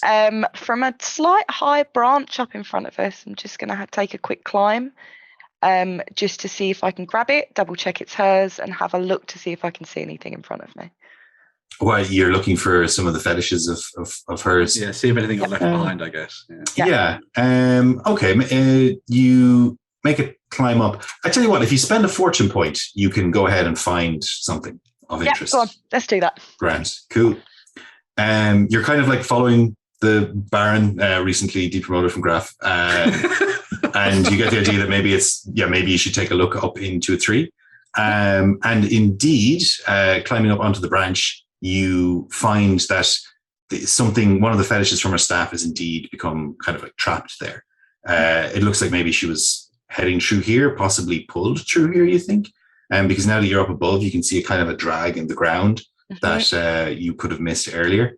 Yeah. You find a small, looks like a mouse's head that had been bound with leather, kind of a leather strap to the thing, but it all came away and is caught in the tree. You seem to be going in the right direction. I'm going to shout down to say that she was here. And I can see the path to where we need to go, and I can see, but I'm telling you now, it looks like she's been dragged, and I don't think we've got a happy reception on the other side. We must make haste then. And Vashi will heroically I am tracks. I am asking Vastia this time to stand underneath the branch I'm on to see if he can catch me. Well, you're not being assaulted by a spider this time, so you can get down without issue. Perfect, no problem. Absolutely fine. And with between Von Bonzo and the path you managed to spot, and letting him get a kind of a sniff of the mouse's head, you're kind of like wheel off a little bit more southeast than where you were going. And shortly enough, you find yourself approaching a clearing. And up ahead, you're almost certain that you can see someone moving through the clearing towards you. A few someones, in fact. Figures in long overcoats with bright orange heads. I'm going to go behind Benny again. At that point, I'm going to put my cloak on my hood and go behind a tree. I don't want to be seen. Yeah, Vash is going to dip the torch and put it out and then hide behind some overgrown roots and just have a peek at what's going on in front of him. As Von Bonzo runs off he does kind of, Von Bonzo does dash into the clearing, but the things don't seem to pay him any attention or any mind at all. And they just keep kind of shambling with the click clack of wooden sticks impacting, kind of hitting each other as they approach. They're heading in your direction, but a little bit off, they're not going directly towards you, just in the direction that they would have expected you to come from, perhaps. You catch that there are 8 of them in total, and they don't seem to have noticed you yet. We should hide and let them pass. Maybe we could get behind them once they've gone deeper into the woods. I agree. We don't know where we're going, and at least we might as well follow someone. Absolutely fine. All of you make stealth rural tests, please. If you don't have stealth rural, it's just your agility. Cool. Yes. My agility is 34 and my roll was 73. So before anyone else thinks about re-rolling, I'm definitely making a lot of noise. In that case, then I'll keep my terrible roll of 92. I'm gonna continue and be a halfling and stay because I've got my 33 and I rolled a 23. You're incredibly quiet. You pull up your cloak, you vanish, and then you hear Christiane kind of lean on a piece of rotten wood, and a whole bunch of trunk comes over, and then you hear Gorshkov go, "Oh, be careful!" very loudly. Sigmas! Wow! And 8 orange pumpkin-y heads snap in your direction, and the clack of wooden bones stops, and then starts again as they head in your direction. And then you hear one of them speak. It stops, its head tilts to one side, and a voice emanates from it. And just as before, where you knew something was looking at you, you know that it is the one speaking, even though nothing moves. And you hear a voice say, stay your hands, my friends. You search for your lady, yes? Oh, she will not be harmed. But even as it's talking, the other ones start to approach, get closer. Whoa, stay back, stay back. They stop. And another one says in the very same voice, you see, I actually am in need of your assistance. A little help? I'll leave this to you, Christine. Where's Esther? A third one says, she is safe. Don't worry. I have need of you. I see that you are 3 adventurous fellows, or you would not be here wandering in Spiderholt. No. And my request is very prosaic, very simple, very easy. And I will, of course, return your lady when you are done. Huh? What do you expect us to do? Well, you see, every year I throw a memorable party. Not quite every year, but frequently. At my home in the forest. And my guests expect something mysterious, unusual to stir their interest. They are a very difficult to rouse lot, my guests. This year, I've decided on a Geheimnisnacht theme. And I want a live giant spider. It will be my surprise of the evening. What a sensation, eh? And here you are in Spiderholt. Plenty of spiders around. My scarecrows, you see, I've sent them. Obedient. but poor at improvising. And then a fourth one takes up the tone. I need the skill of others, yeah? 3 such as yourselves. Fetch me a giant spider, won't you? Alive, by the way, that's essential. A body that would fill a wheelbarrow, yes. Good size, a good size. And what's our reward for this? What do we get out of this other than our friend back? If you wanted Isn't to go that get a enough? spider, if you wanted to get a spider, you could get it done yourself. Why are you asking us? You live in this forest. No one knows the forest better than you. Why us? If I wanted to have to get the spider myself, I wouldn't be blackmailing you now, would I? Don't be ridiculous. But are you the sorts that are swayed by gold? We are. What do you have to offer? Gold could be arranged. Some crowns of the realm, perhaps. Yes. Christine, what do you think? Well, you've caught giant spiders before, haven't you, Vasha? Yes. How hard can it be then? No, not to denigrate your obvious skills, but surely the 3 of us we could get one, couldn't we? I suppose so. We've already been journeying for days, and we are quite hungry. Well, if you would we like don't know some where we're time, going. I will do you a favor, my friends. You can have a week. Week? Yes. My party, it's not starting right away. You may have a week to find a giant spider for me, for my guests. I suppose we could do this. Once we find the spider, where do we bring it? Oh, you may bring it to me. I am Lorenz, by the way, of Red Moss Tower, just beyond these woods. A beautiful place. You would like it, I think. And we would find you... Okay, yes. Still this direction, I guess. Yeah. East, yes. Though you may go around the forest if you're worried about the spiders. Well, if you promise to give us back Esther, then yes, we shall find you this giant spider. Ah, very good. Promise to give us back Esther and pay Benny some gold. Is that right? Is that the deal? Of course. What do you want? 100 crowns? That sounds good, yeah. No. Oh, hang on, I'm not great. I'm going to try. Would you like another try at it? Please, go ahead. 150. I couldn't possibly go above 120. That's 40 each. What do you reckon, guys? Sounds good to me. I have 12 siblings to my name. It's a deal. Very good. Did you enjoy the haggling? I must say I rather did. Yeah, it went okay. Thanks. Very good. Well, a week. Bring it. I am on the eastern side of the forest, beyond the spiders. You may go around if you wish. Find it, and Esther will be returned to you. Can you ensure that Esther is being kept safe and not in danger? When I saw earlier, it looked like she was being taken by force and dragged. I'm concerned she's not safe at all. It is as safe as any kidnapping anyone will ever experience. We will return for Esther, and we will bring your giant spider. Good. Thank you. We will depart now. No more than a week. Come earlier, though, if you find it. And alive.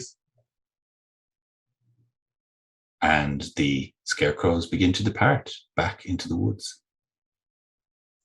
Well, those strange contracts have given us more time than we could possibly imagine for this task. We do have a lot of time. I would like to make sure that Esther is safer sooner rather than later. That's what I... We should see if we can find a spider tonight. Maybe get the drop on this fellow in the Red Moss Tower. And at least we know that Esther's safe, and we don't have to worry about her wandering off. So what do you need to capture a giant spider then? Well, you'll need some bait, and you need to... Vash is totally making this up. You need some bait, and you need to find one of their big webs, and you need to twing it a lot, and that usually brings them. Twing? Yes, it's a gospodari term. To twing, yes. Benny puts his hands up in excitement and says, I'll be bait. Maybe we use something from your pack, Benny. Well, I'm surely going to draw out spiders, right? They might not want some bread. They might not want some supper. Although we can go back and try some of the pumpkin. I saw that they were interested in those guys. Tell you what, Benny, we could try that. Maybe we cover you in pumpkin. If it will get us Esther back, we'll give it a go. Right. Okay, so where are you going to go? What are you going to do first? So we need to find a nice twingable web. Yes. Cool. And We don't. then we need to leave Benny around the web or in the web. Yeah, we'll make it look like Benny is helpless. When in actual fact, he's ready to strike. Right. And then we'll twang the web. We'll twing the twangable web. Okay. Absolutely fine. Okay, make an outdoor survival check. Any of you have it? I Go on, don't just have it, but I'll give a. Go on, give it a go. Yeah. Give it a go. Oh, The 13. basic skill. Nice. 2 degrees of success, I think, for that. Cool. Yeah. Anyone do better? Sorry, I didn't roll. Oh yeah, no. If you want, you can. 8-5. No. No. And I've got my I do have my outdoor survival of 35 as well. Yeah, no. That's unfortunately not. Too far. No, that's fine, Gorshkov. For all your joking, you have tracked and fought many a powerful animal over the years. There's something about it that is indescribable in terms of its meaning to you and what it means to touch you in that way. And searching through the woods, you eventually do find an area where the webs seem to get thicker. Not just bigger, but thicker, like the strands of silk are just larger. And you find your way to a space where there's a web that's not strung across trees, but almost like a funnel, like a tunnel between them. It is large and it looks twangable. We shall set up our little trap. Yeah. Twangable is good, but is it swingable? So tell me about this. Benny is going to volunteer as bait. Yep, I'm going to Yeah. volunteer as bait. So where do you want me? Where is it? I think the most important thing is Vasya. This isn't your first rodeo. Where are you going to hop down from and jump Well, from? we Because don't I want you said- actually stuck in the web.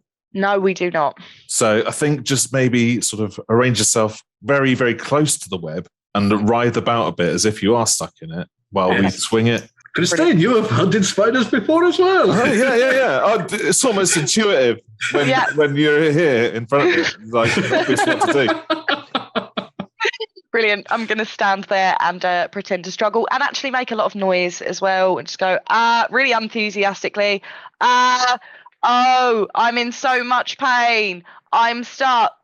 Look around, nothing. Just hope for the best. Hope something comes to find me.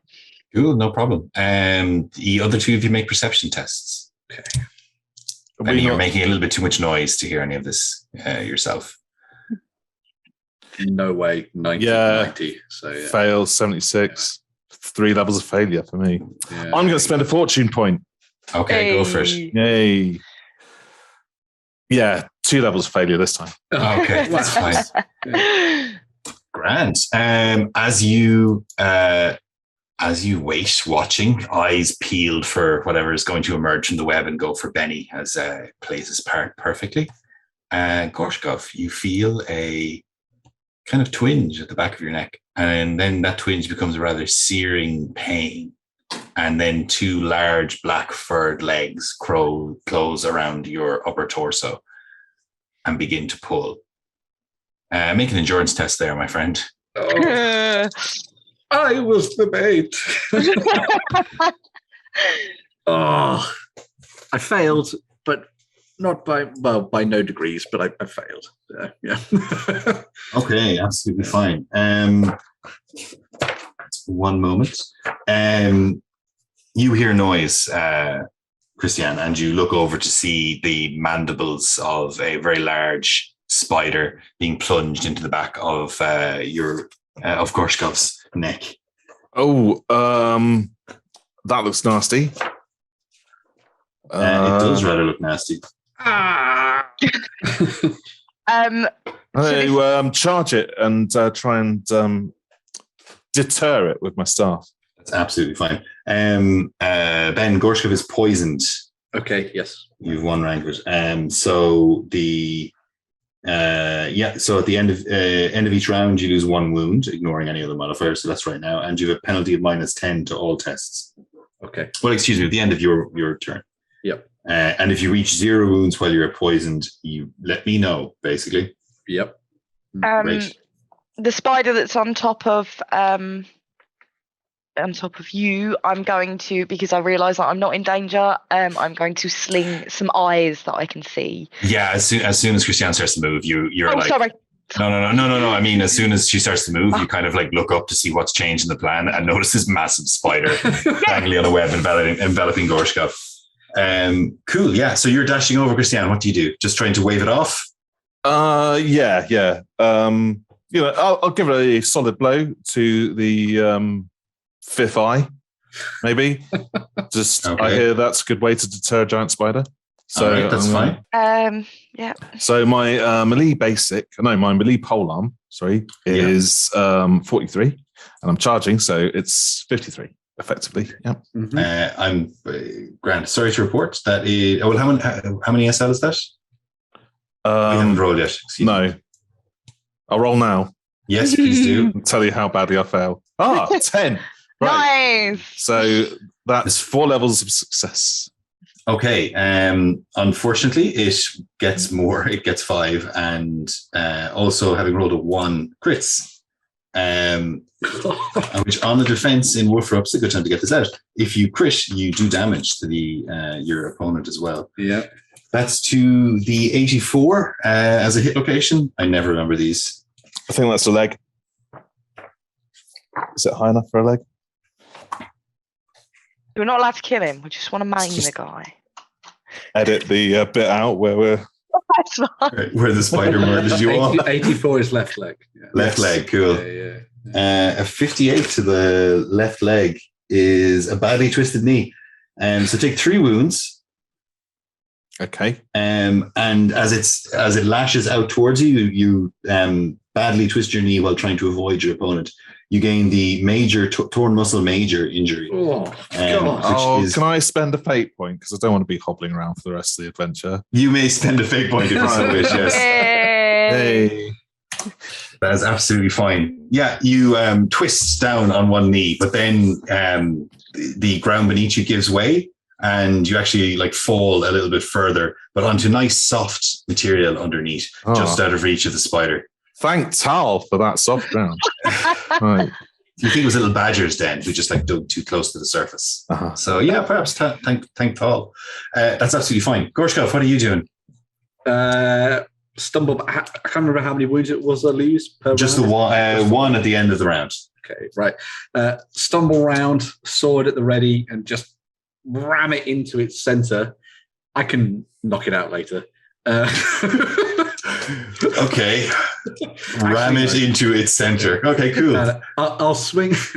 Gorshkov remembers what the plan. He's going to slam the hilt of the blade just like into the top of its head to try and like knock it. That's fine, yeah. So you're pulling your blows, you're avoiding inflicting any critical hits. Yeah. Oh,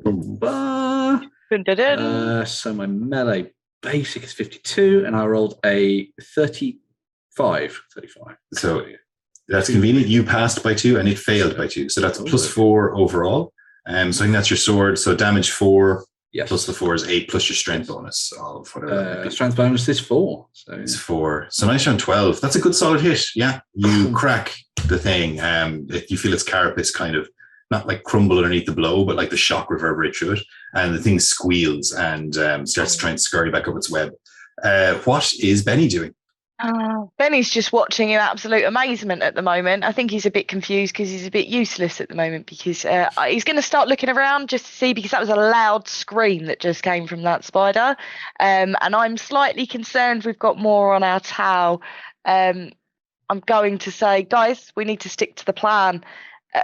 We can't kill him. Are we going to get this and go? Because I think we've got more coming our way.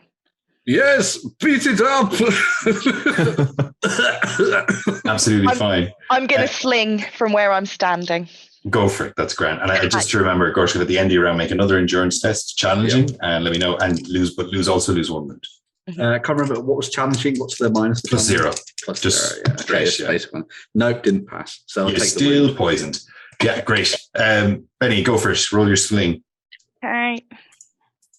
My sling is 50. Oh, 12. I've just rolled. That's great. Yeah, that's really good. So you've passed by. What did you say your sling was? Sling was 50. 50. So 12. You've passed by 4 SL because you just compared the tens. So you passed by 4 SL. Your strength bonus is only 1. You're not terribly strong, but that's 5 overall. And the damage for sling is 2 or 3. Oh, sorry, damage to sling is +6. Excuse me. But not strength bonus. So that's 6 plus 4 is 10. Yeah, that's a solid hit. You also cracked things, Carapace, with a nice bludgeoning round ball. I assume not aiming for any vital points like its eyes or something, just trying to stun it maybe? Yeah, I would have liked to have gone for the eyes because that way at least we'd have a blind spider and it wouldn't want to scurry True, it off. doesn't need its eyes to live, does it? You're not trying to kill it, but yeah, that's fine. Yeah, you sling it in. But yeah, it takes another crack, but doesn't stop or go down just yet. Christiane, what are you doing? No, excuse me, spider time. Great. As the spider goes to strike, Vashi is trying to size it up to see if it's about as big as a wheelbarrow. Yeah, actually, you remember that your mother's wheelbarrow she used for bringing dung back and forth to the vegetable patch was just exactly this size. The thing lands in size and relief. Yeah, it lands on the ground in front of you. You realise that thinking of your grandmother's wheelbarrow might be, the poison talking, and it goes for you. Okay, it's coming for me. Yeah. So you can parry, which you believe. Yes. So 23. So that's 3 degrees of success. Yeah, it passes, but it fails by 2. So you actually bat that to one side, no problem. So grab an advantage. Absolutely fine. Great. So back at it again. Christiane, what are you doing? Right, none of my spells are particularly good for fighting big spiders, so I am just going to try and strike it with the staff again. Go for it. Okay, so I'm down to 43 now. I've twisted the other knee. So 4 levels of success. 4 levels, and it actually failed by 1. So that is +5 overall. How much damage is that? I'm just going to see the quarterstaff. It does SB +4. So my strength is 3. So that's 7 plus the 5 is 12. Nice. Yeah. You thump the thing quite well. It rears back on its hind legs and stumbles back onto its back. It doesn't look unconscious, but its legs start to flail up in the air as it tries to right itself. But it's clearly stunned and having a hard time doing that.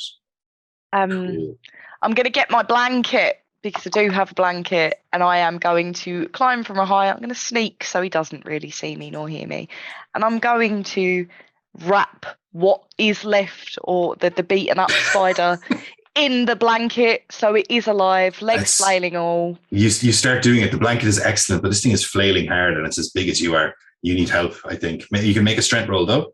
Strength test, which is hard for you being a halfling. It is, yeah. Yeah. 87. No, blanket's good, but this thing is just like knocking it off. You need help. Vash is going to run up and try and bludgeon it in the face then. Just through the blanket. Welcome to the wreck world. I'm going to ask Christiane if she can hold the other 2 corners. Oh, God damn it. I'm using the fate on that. Stop this. A fortune is enough for a reroll. I wouldn't recommend the fate. Oh, no, not fate. Yeah, fortune. Yeah, sorry. That's fine. Cool. Right, yeah. So with the advantage then, which takes it up to 62, I got 37, sorry. So that's what, 2 degrees? Well, no, 3 degrees of success. That's fine. I'm going to say between the 3 of you and the blanket, you managed to bind up the spider. Just to get it out of the way, Ben, did you make another endurance test? Yes. Go to sleep. See how long this poison bothers you for. What's my... Oh, I'm still poisoned. Yeah.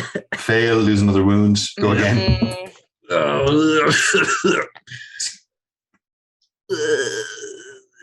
I'm still poisoned. Lose another wound. Would you just roll until you pass and then tell me how many fails you got? Yeah, do that. I thought we were about to watch you die.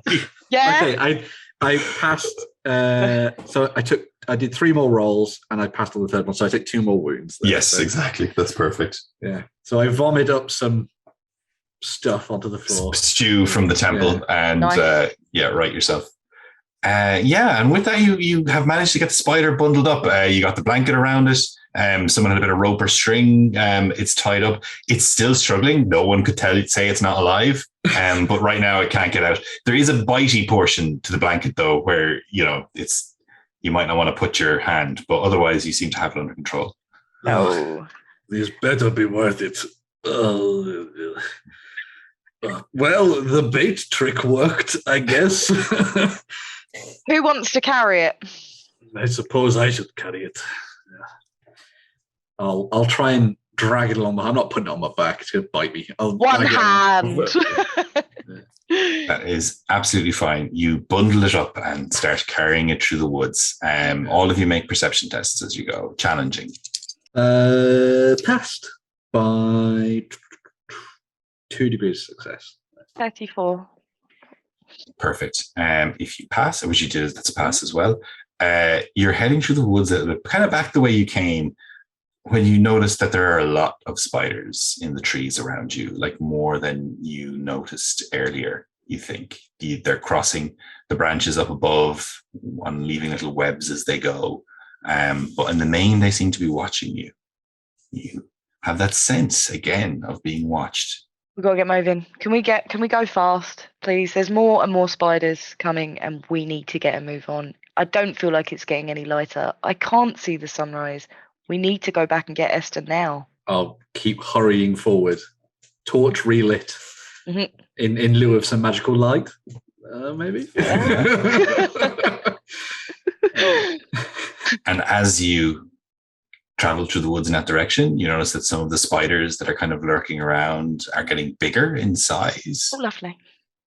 And then up ahead, you spot what appears to be a man sitting on the stump of a tree, holding out a white piece of tattered fabric. Holding out a side quest. It's kind of waving it back and forth. Move towards him, I guess. Well, is he in sort of like a clearing ahead of us? Or A clearing ahead of you, sitting on a stump. Let's go and approach him. That means no trees around us, so, close to us anyway. So rush towards him, I guess? Yeah. Yeah, he kind of stands up as you rush towards him, and you note that he's wearing armor, but it's weird, black and almost hairy. His eyes are very dark and round. Oh. He waves the flag. You are servants. Servants, yes, of the White Queen. We know no White Queen. No, stay back, he says, but he's not talking to you. He's waving above your shoulder. They talk. Servants, yes, of the White Queen. We seen you with her.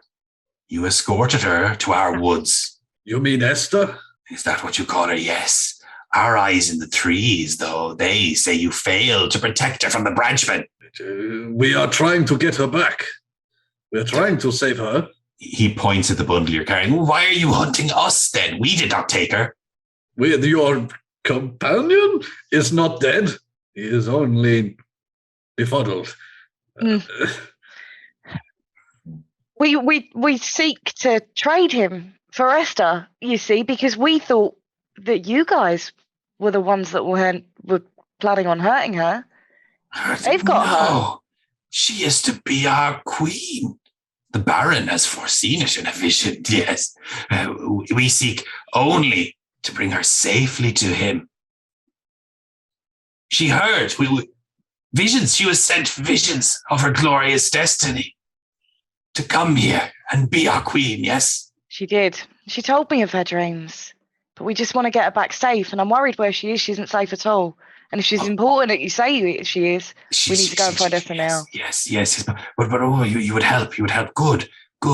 They are helpers. No, he says, and you notice a couple of spiders that had dangled a bit close to you return back up into the trees. At that point, I'll see a spider on my shoulder that I've been looking at for the last kind of 5 minutes. Just go, just because I don't want to hurt him, I don't want to annoy him in front of you. Vash is going to lean over to Christine and be like, "Does this smell of good magic?" I don't know if no, it wouldn't. Not the best of times.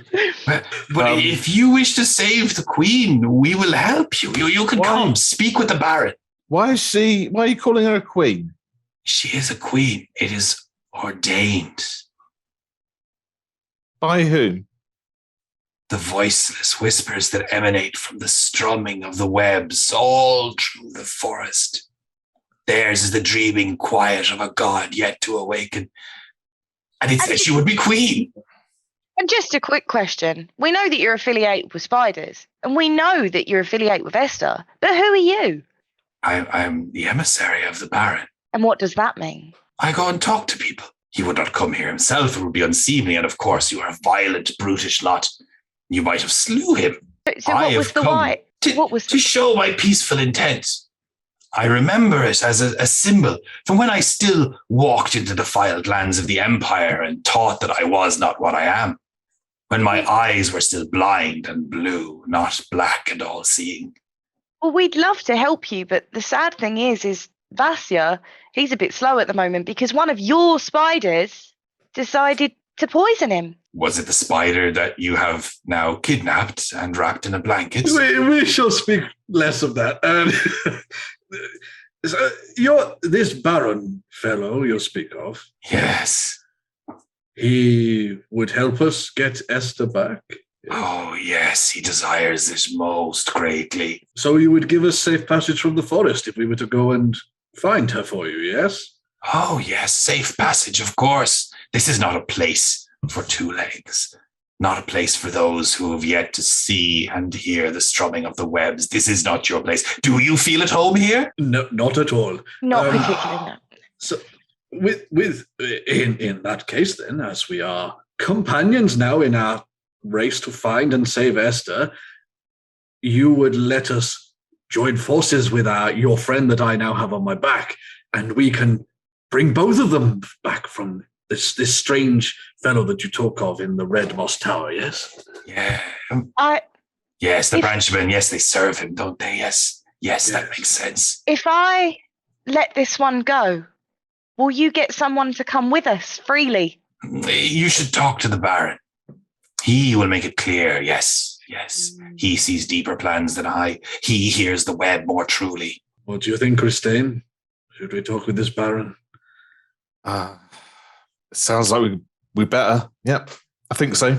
It's fine, says the emissary. You can trust us. And as he's saying that, this massive spider slowly descends onto his shoulder and then leans up to his ear and kind of chatters something almost like it's whispering to them. And he says, yes, good. I don't think we have much of a choice. All right, lead on to your Baron. Before we take off, I haven't but noticed that I've been looking for food around. We haven't eaten for a while. Is there anything that's worth human consumption in these forests? I remember. You probably use fire to cook things, don't you? We do. Ugh. I can have something fetched. Fruit, yes? Berries? Wood pigeon? Wood pigeon. Oh, yes. The fat squawking ones. Delicious. That would be incredible before we take off. I, of course, ashamedly cannot produce my own venom, so I have to have one of my underlings inject them to rot them from the inside out before I devour their liquid flesh. But for you, we can get a fresh one. That would be great. Would be preferable, yeah. Good. The emissary leads you through the woods. They do, as good as their word, fetch some fairly normal-looking fruit and some still struggling wood pigeons and just kind of drop them in front of you. The emissary offers to have them liquidized for you. You haven't really eaten meat until you've drank it. I think we'll leave the cooking to Benny. Yes. Yeah, I've got this, guys. And I'm going to start working on. I'm just going to start cutting up some wood pigeon. I'm going to find some stones on the floor just to cut as best as I can and start putting on a fire to get us some. They are very nervous of the fire, but they keep an extremely respectful distance as you prepare the meat.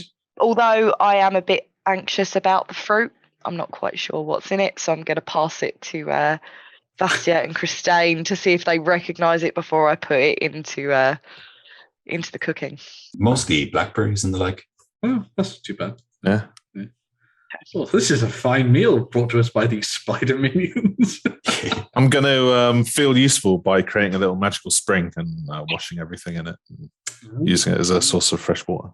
Perfect. Yeah, that's fine. And you're telling us about that because obviously the roll worked and you can do it. Well, I'm just going to keep doing it until it does work. So I'll let you know if I get any big doubles. Hold on. Yeah, that'll be fine. Oh, Well- 88. I'll fortune point that. I think we can let There it we slide. While we're sitting down eating, I'm going to start just talking and tell the spiders that everybody's so scared of them, that nobody will come to the forest, that this forest is off limits because of everybody's so scared. Everybody. Did you know that? Is that why you've not seen any humans in a while? Oh, well, better that they stay away from us, to be honest. But I will tell you one thing about spiders, he says, as a small clutch of them kind of like drop onto his arm, run up underneath the remnants of his kind of armor and like into his ear, not to whisper it, but to kind of nest there. They are more frightened of you in most cases than you are of them. And he kind of grins broadly, and you see one of the spiders, which you're certain is the same one that just went into his ear, emerge from his nose. This great. Yep. Lovely. Well, thank you for the food. Yeah. Come, we must go. Yes, we shall. After we've eaten, we shall follow along with this emissary. Yeah. He leads you deep into a sickly, sweet kind of smelling area of the forest. It's covered with very ominous web tunnels, much like the one where you caught the now trussed up spider. Nests of sticks and webs.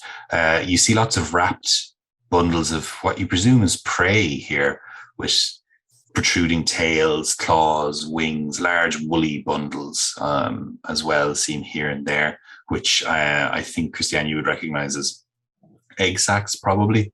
They just completely out of scale with the type of pests you would have dealt with in the garden at the Jade College. The emissary looks to you and says, "Be patient." And slowly the inhabitants of the glade you've been led into begin to emerge. At first, it's just spiders, small and large, but then here and there you see more humanoid figures, much like the emissary.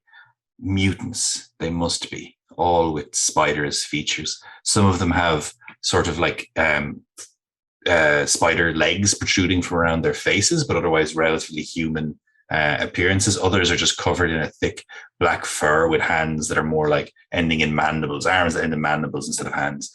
But then also you see spiders emerging from various places, all of which have small human features. Oh. One of them has two palps that end in grasping hands. Other ones have small human ears here and there about their legs. Oh. Others have perfectly formed spider's features, but two pale blue human eyes staring at you, kind of blinking, looking almost sad. "Be patient, be still," says the emissary, as they all gather about.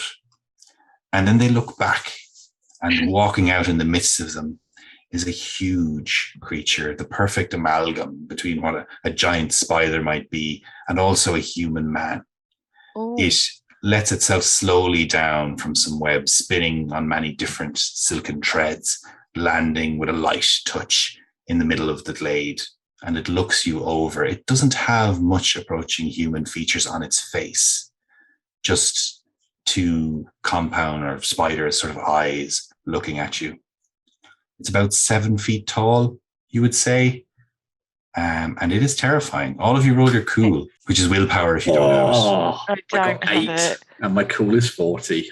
You're fine. This would be an excellent fight. The I've thought crosses your mind. narrowly failed. Okay. I've got 27. My willpower is 11, is it? Willpower's Where WP. is it? 55. Yeah. No, you Okay. managed to keep a handle on this as well, but it is undoubtedly a terrifying sight. And as you watch it and regale it, or regard it, you see that all of the spiders and mutants and like in the area have bowed low to this thing. And the Baron, presumably, if that's who he must be, gestures with his limbs, mandibles click and tap. His feet seem to be unable to stop moving, and he half circles you. Where is she? Where is my queen? I'm going to bow at that point and get on the floor. Basha will do the same and put the spider package on the ground. Just saying. He doesn't seem too bothered by that. Oh, okay. But he does seem to like that you bowed. And he inclines his head a little bit and then looks at you, Christiane. What do you do? If I'm not too scared, I will bow as well. Yeah, that's So fine. I did just fail my cool test. Due respect. I appreciate it. I am a baron after all. He spins around to one side a little bit, sort of regarding you. But you didn't answer my question. Your queen has been taken by the one that occupies Red Moss Tower. We were seeking to retrieve her, but we were waylaid by your emissary. And then why have you taken she who waits and pounces silently as a prisoner? We didn't realize she was part of a sort of society of spiders. See, we found out, you see, that she was missing. And we come across 8 really interesting looking guys. They were made of sticks, scarecrow looking, even a pumpkin as a head. And it seems that they'd taken them. And he said that he was having a party very soon. The branchmen, yes. We have seen them. They are unnatural things, he says, twisting his face to one side, venom dripping from his teeth. Unnatural things. See, we spoke to someone called Lawrence, and he just said that if we were to bring a spider that was the size of a wheelbarrow back to him, he'd give us her back. What did he want it for? Why does he want one of my subjects? It is best not to dwell on why. I think it is vital to dwell on why. Well, in that case then, my benevolence. Good. The branchman wanted to use this spider as game or sport, perhaps, but if you listen to me and we are patient, maybe we could form some sort of pact with you. You send some of your underlings with us, pretending to be, beaten and captured, and then we can free your white queen from the grasps of the branchman. Yes, this is it. Perhaps it is in line with the visions that have troubled me. Late, the whispering of the webs. Yes, a white spider trapped in a cage of wood. I've seen it. Well, Why we will gladly help you, yes. If you don't mind, sir, and I'd just bow again, why is she so important to you? I've seen it. It is prophesied. It is given. She will come here and be my queen. She will rule over all that is ours. My subjects will become her subjects. What I'm going to do is I'm going to get the spider that we've got in the bag, slowly untie it, just go, sorry, and then scrub her off. And I'll just say, as part of the deal, we had to bring one alive, you see, so we didn't want to hurt or kill. So how are we going to get one of your guys inside without giving away? A moment. He steps away and has a chattering conversation with the emissary and then with a couple of the large spiders nearby. And you can feel like the whole glade is alive with talk and the strumming of webs. And then after a few minutes, he comes back. We have a volunteer. An elder. What a gracious addition. Yes.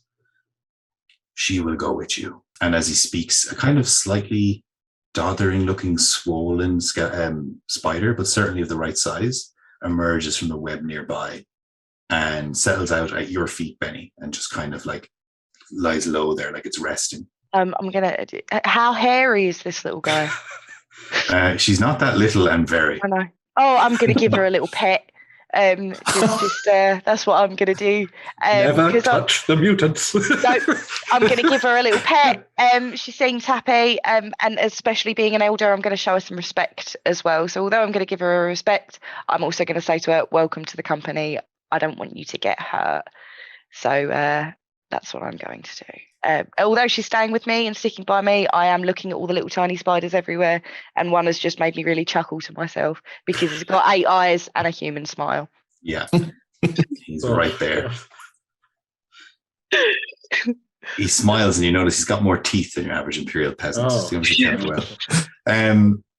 Yeah, that's So we are of an accord, Baron? You will give us free passage to... I have found you unusually agreeable for people who stumble into my woods. Unusually agreeable. Well, you are very powerful.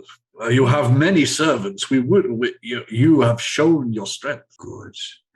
All we want, just to assure you, is to ensure that the Queen is safe. Yes. Excellent. We are of one mind then. Though do not take me for a fool. I know your kind does not trust mine. Mutant, you brand us. And perhaps that we are. But it is a time of change, is it not? If there is any time for change, it be now. Uh-huh. He smiles very broadly, which is weird because he does not have the human features to carry it off, but he's smiling at you. We are in agreement. Perhaps when all is said and done, some of you may linger a while at my court.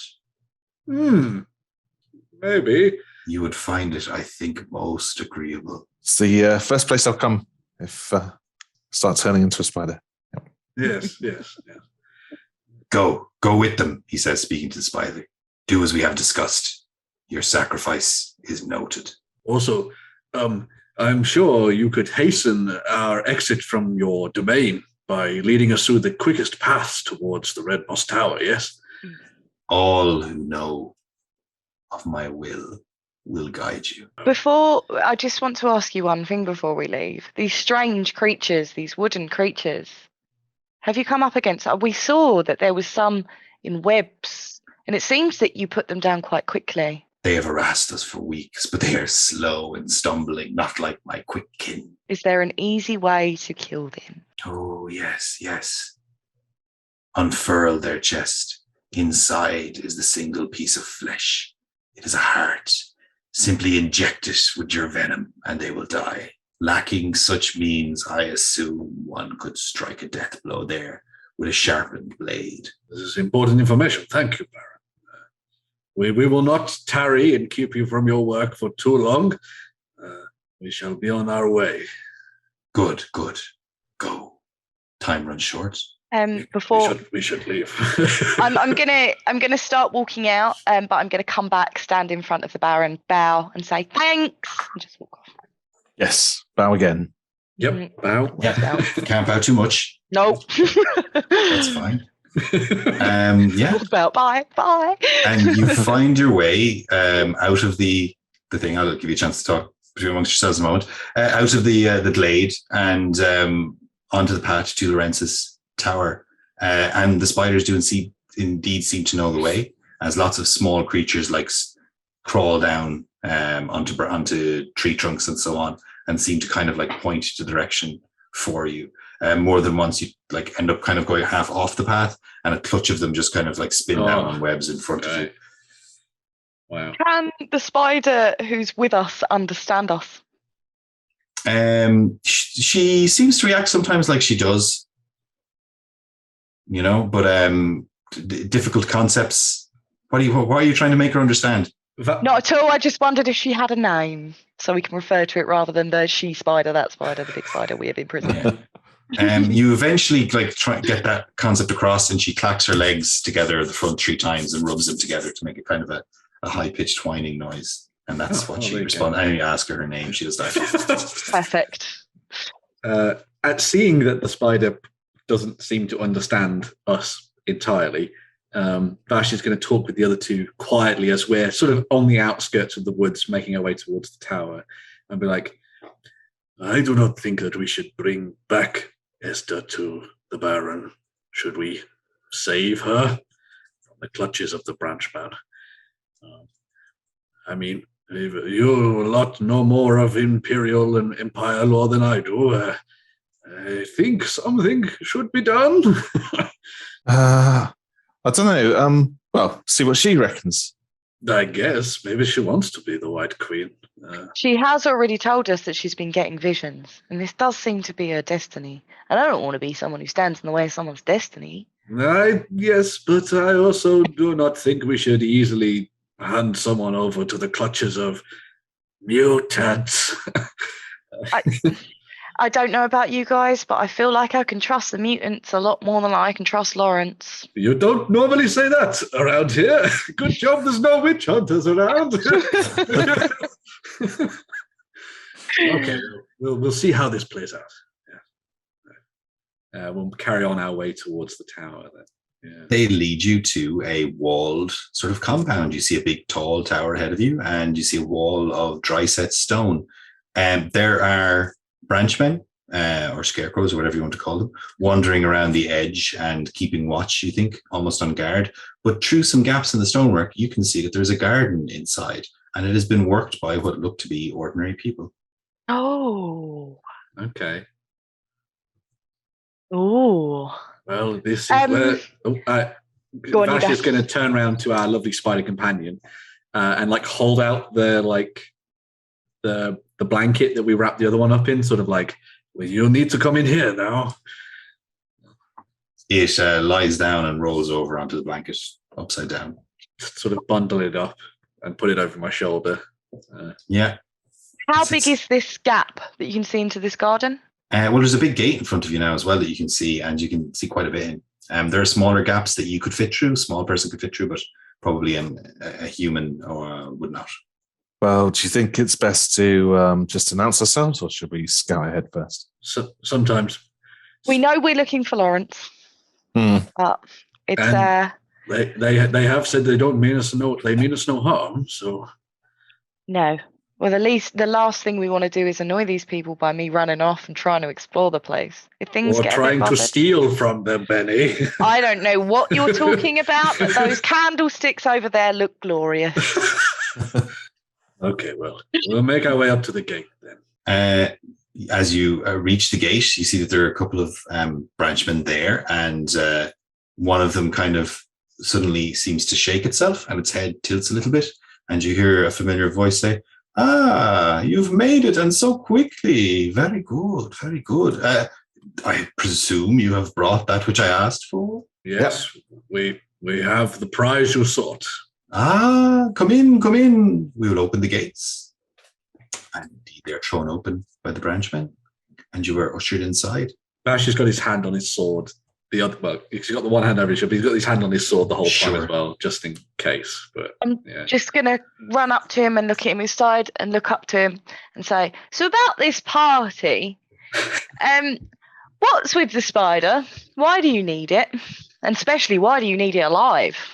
Oh, we will make a meal of it. Yes. Very different. Interesting, don't you think? Spider is not often served. This will be the talking point of the season, my little halfling friend. Oh, God. But come. Do you like my garden? And as the branchman awkwardly gestures around, you do know that the garden is particularly verdant. There are roses, massive vegetables, plenty of pumpkins planted, all growing up wide and thick and green. Are the servants that are, or the attendants that are there? We sort of said that they kind of looked humanoid at least. Do we get the idea that they are more human than the constructs? That as you look over, one of them kind of stands up. Oi, that'll do. Well dug in. Guess, is it? How are you? Great. Good night. All right. And he just goes back to digging. Looks like he's just shoveling manure onto what looks to be a carrot patch. I'm going to pretend that I'm going to go look at all of the lovely flora that's in the garden, but at that point I'm going to go and take some little berries and food off of the garden and start putting it in my pocket. Yeah. You do that. At one point someone kind of stops you and says, "Oh, watch out there, lass. Them roses, they got a taste for it. Look." And indeed, as he points, the rose bush kind of leans out towards you, and you see the thorns point towards you a little bit. It's the master's magic, that is. He comes out here and he works with his hands all right, but can't help but let a little bit of magic bleed into him sometimes, and they get a taste. That one's got a taste for blood, as most of the roses hereabouts do. Be mindful. Christiane, I'm going to call you over, and I know that there's magic in this. What kind of magic is this? So, Christiane, to be very clear, this whole place is suffused with Skiran, but the plant you're looking at in particular is just rabid with it. Right. It's almost like there's too much life in the undergrowth around here. Like, Much life. yeah, the green wind of life. It's really concentrated all around. And why would that be? Well, maybe because the gardener is a wizard himself. Is the branchman sort of leading us along still through the path? Yeah. He's just kind of leading you along, but it doesn't seem to be in a huge rush, letting you take your time to look about. Is Esther in one piece, as you promised? Oh, yes, of course. I When am a can we man as see- good as my word. Now, come inside. I know that we spoke about gold earlier, and you said that you were going to give us X amount for a week, but we've pretty much come back straight away, and I feel like we need a bit more of a reward for that, really. No. I thought we were done with the haggling, and yet here we go again. I do so enjoy it. People so often capitulate when I ask them for things, but here you are, haggling. I like it. I quite enjoy a haggle, I do. Mm. And I just wondered, as I returned something quite incredible for you, something amazing for you that you needed to make your party, I just wondered if there was anything else that you could offer us, because we turned this around very fast. And then you hear that the branchman in front of you kind of like stops and suddenly looks vacant and starts wandering back towards the wall. And then you hear a cough from a door nearby. Well, that you did. I give you that. And an elderly looking man steps out. He's got his sleeves pulled up and his hands are like covered in mud and earth, like he's been digging through the garden. And he kind of scratches his head absently and says, welcome to my home. I am Lorenz. You have done very well, I see, yes. Well, come, Esther is waiting for you. She's inside. After you, Benny. Yes. Let's go. After you, Benny. Let's go see if Esther's okay. Yeah, we'll go in. Yeah. Lorenz leads you up to his home, which is about four. You would say about 4 floors of the building. And as he passes, he kind of like claps his hands together and says, you've done so well. Yes, I'm very impressed. And 3 branchmen come over and seem to want to take the spider from you. Well, we will keep hold of this until we see Esther. Don't. Very well. Come then. He leads you upstairs to the 4th floor, where he unlocks a door and points inside. And over in one corner, flicking through a book, which seems to be about animals of the forest or something, you see Esther, and she looks up at you and does not seem to be harmed at all. Oh, you've made it. I was taken. I was just stepping aside to get some air away from those horrible things that are all webbed up, and then some of more ambulatory ones came and took me. Nothing has happened to you? You are fine? Quite all right. He gave me a Chardonnay that was a little bit turned, if you ask me, but beyond that... you never said, says Lorenz. Please. It won't happen again. I'll bring you something better. While he's gone off, I'm going to take Esther to one side and ask her if she's had any dreams. Before he leaves, he does say, the branchman to my servant should take the spider, yes? Until we get our gold. Yes, bring forth the gold first, and then we will have you're very, very demanding, aren't you? But he snaps his fingers. I did think you might say as much. And one of the branchmen hands him a sizable bundle of gold, which he puts on a table in front of you. Vasher looks to the other 2 and holds the spider ready.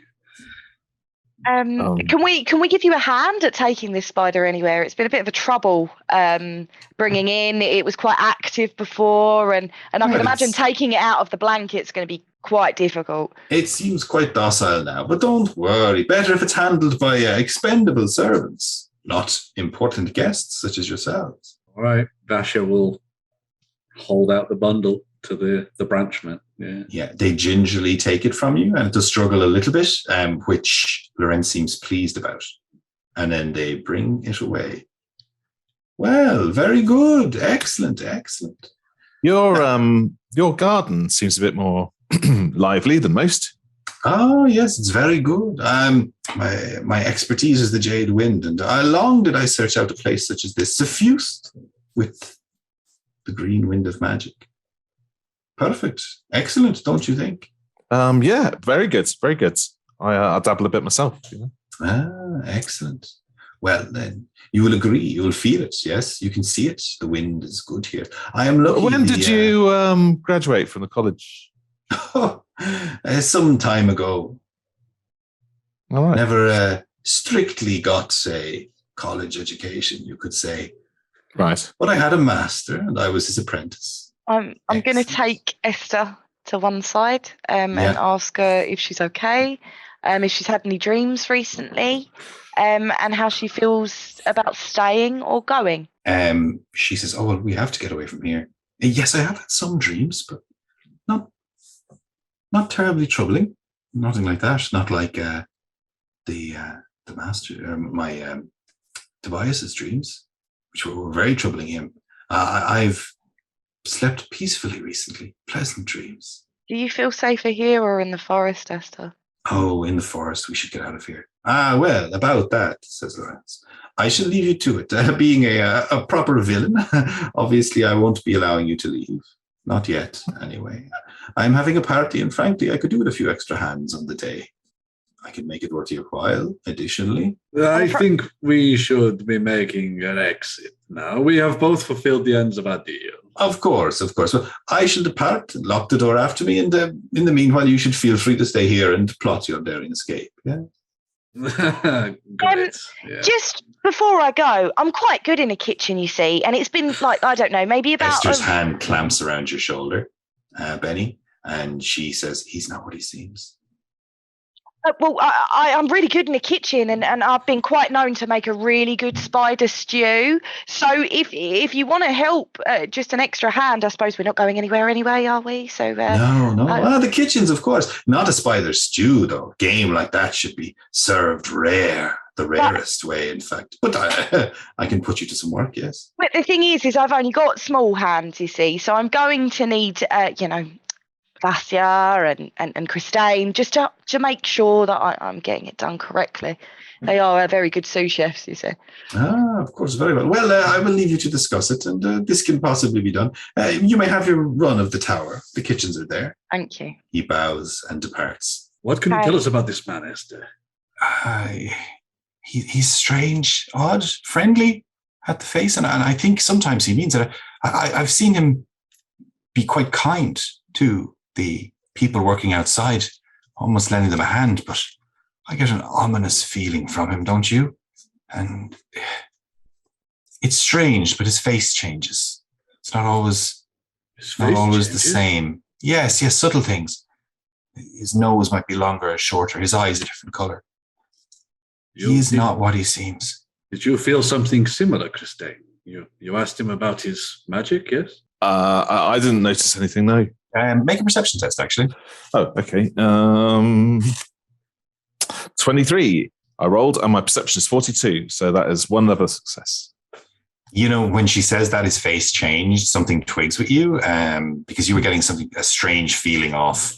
There was magic lingering about him, which isn't odd for a wizard, but there was a certain flavor to it, and you realize what it is now. He's definitely using some kind of glamour to change his appearance. I did feel that he was using magic to change his appearance. Well, we have gone from one interesting scenario to another. We have. Have you been able to walk around this tower yourself, Esther? Yes, he was as good as his word that way. Happy anywhere within in the tower, and even a little bit outside into the gardens. But if I got anywhere near the walls, the scarecrow creatures, they're unnatural. Gosh, they're very annoyed about it.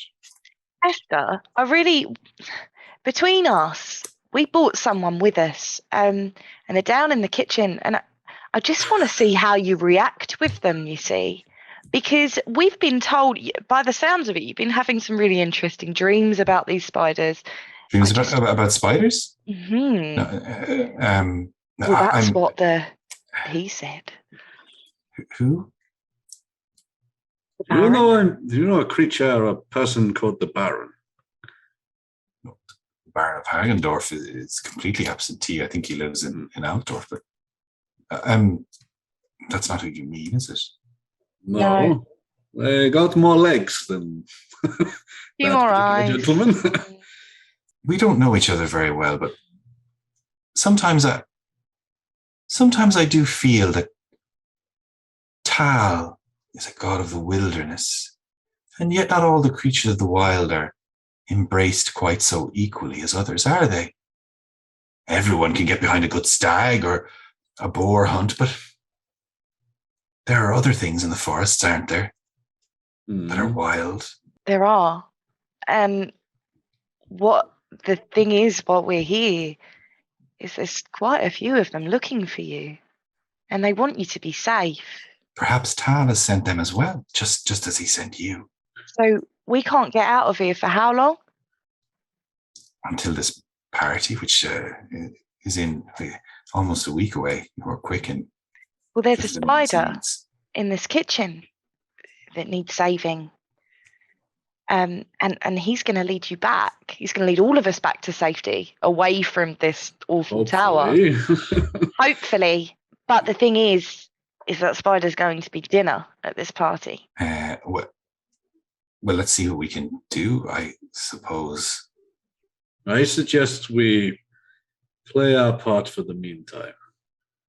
See what we can do in the time we have here, and if an opportunity arises for us to escape, we do something. But until then, we stay in the good graces of this fellow, this branch man.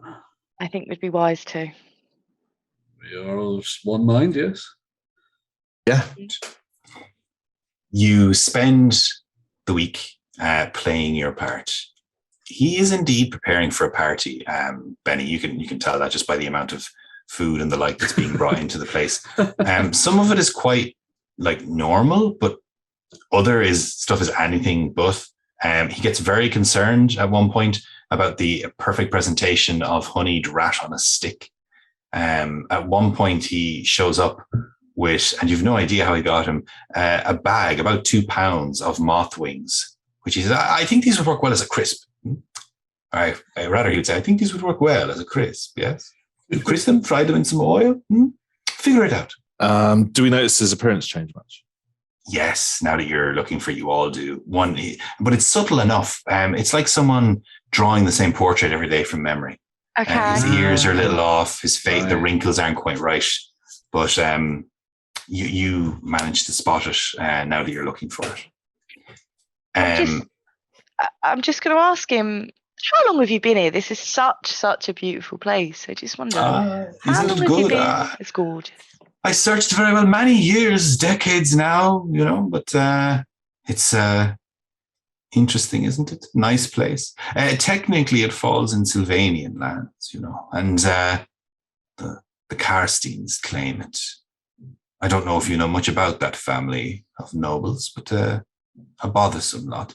And this party, it's one of the things I do to keep well with them. They rather like attending. And this party's been here so long as you have.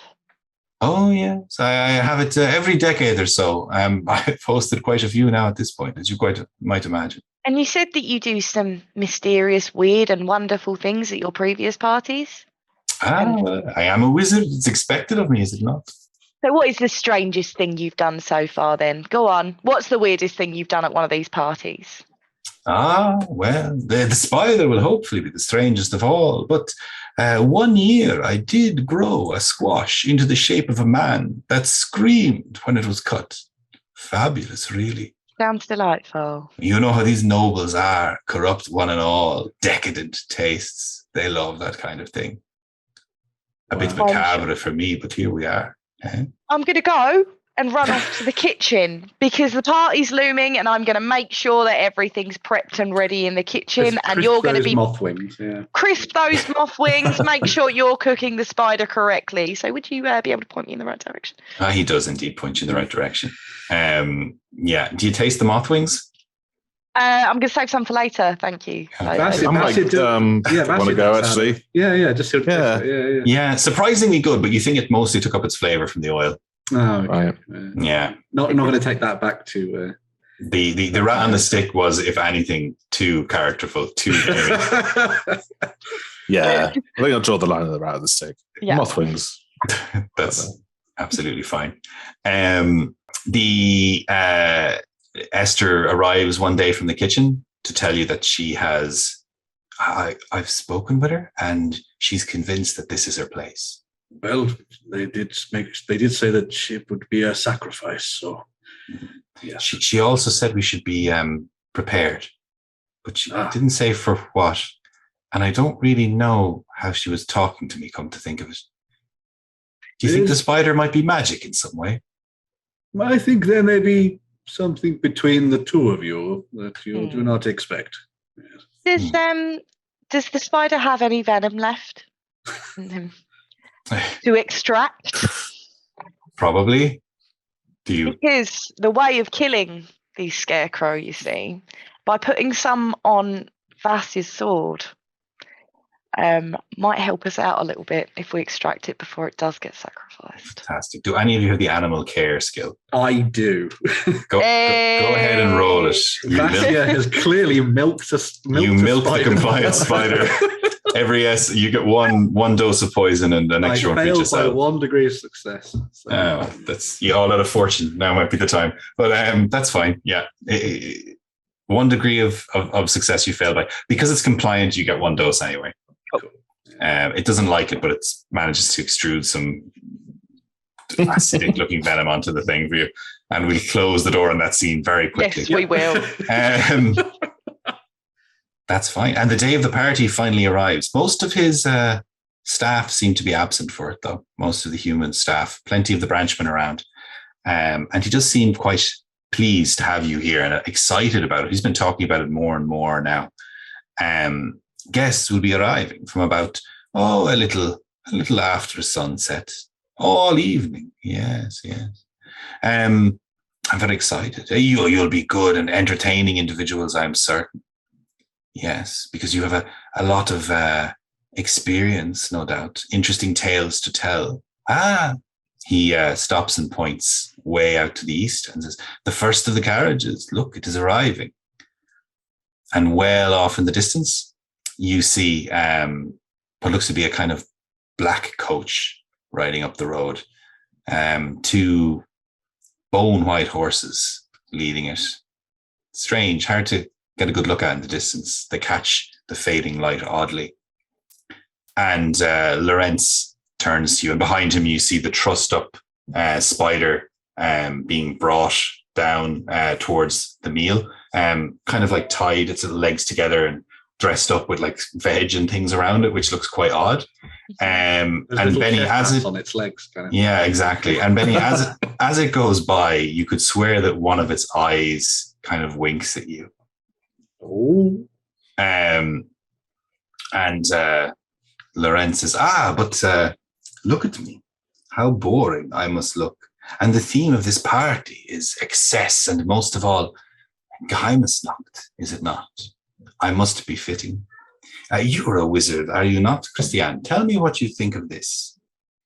And he takes a potion from his pocket, which is a blood red potion, and he downs it in one gulp. Right. I'm expecting something horrible. His features begin to change. His face looks both more youthful and then more shrunken. His ears twist up above his head and become like quite pointed and horrific looking, and 2 long fangs descend from his mouth. And he smiles at you broadly and says, well, what do you think? Do I make a convincing vampire? I'm going to make a cool test, see if I... Go first. Right, I passed. So I'm like, yes, it does. You look really good. Good. I think this will even convince those von Karsteins that I am an interesting fellow, wouldn't you say? Oh, yeah. And as he finished... go ahead, sorry. No, that's fine. Okay. And as he finishes speaking, the clack of bone on stone announces the carriage pulling up outside, and the first of the guests arrives. I will leave it there. Yes. Oh my God, a cliffhanger. You will have to play Feast of Blood for yourself to see how this all comes together. Would you have made the same decisions we did? Would you have created a strange miniature dog with the face of a Great Dane or whatever? A bloodhound? That one seems unlikely. That's new. Exactly. But thank you very much, Podrick and Dave, for taking us through that from Cubicle 7 there for this, as I say, Feast of Blood, the adventure that you'll be able to get your hands on. Yes, spooky season. Yeah. Interestingly, it will be out in time for the season of Spooks. It will. Yes. Almost as though there's a connection there. Pretty cool. Great. Oh, thanks so much for having us on. This was brilliant. Yeah, it was really good. Thank you for having us.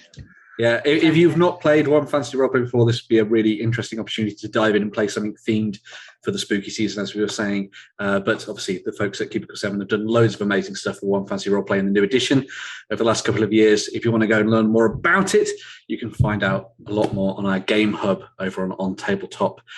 But yes, until the next time we sit down with Cubicle 7 for an interesting role-play, we'll see you soon. And of course, as I say, maybe you'll find out how to escape in Feast of Blood. We hope you enjoyed this Let's Play. Go ahead and check out our other content on screen now. And while you're at it, why not hit subscribe and remember to ding our dong. Go on, you know you want to click it. Go on.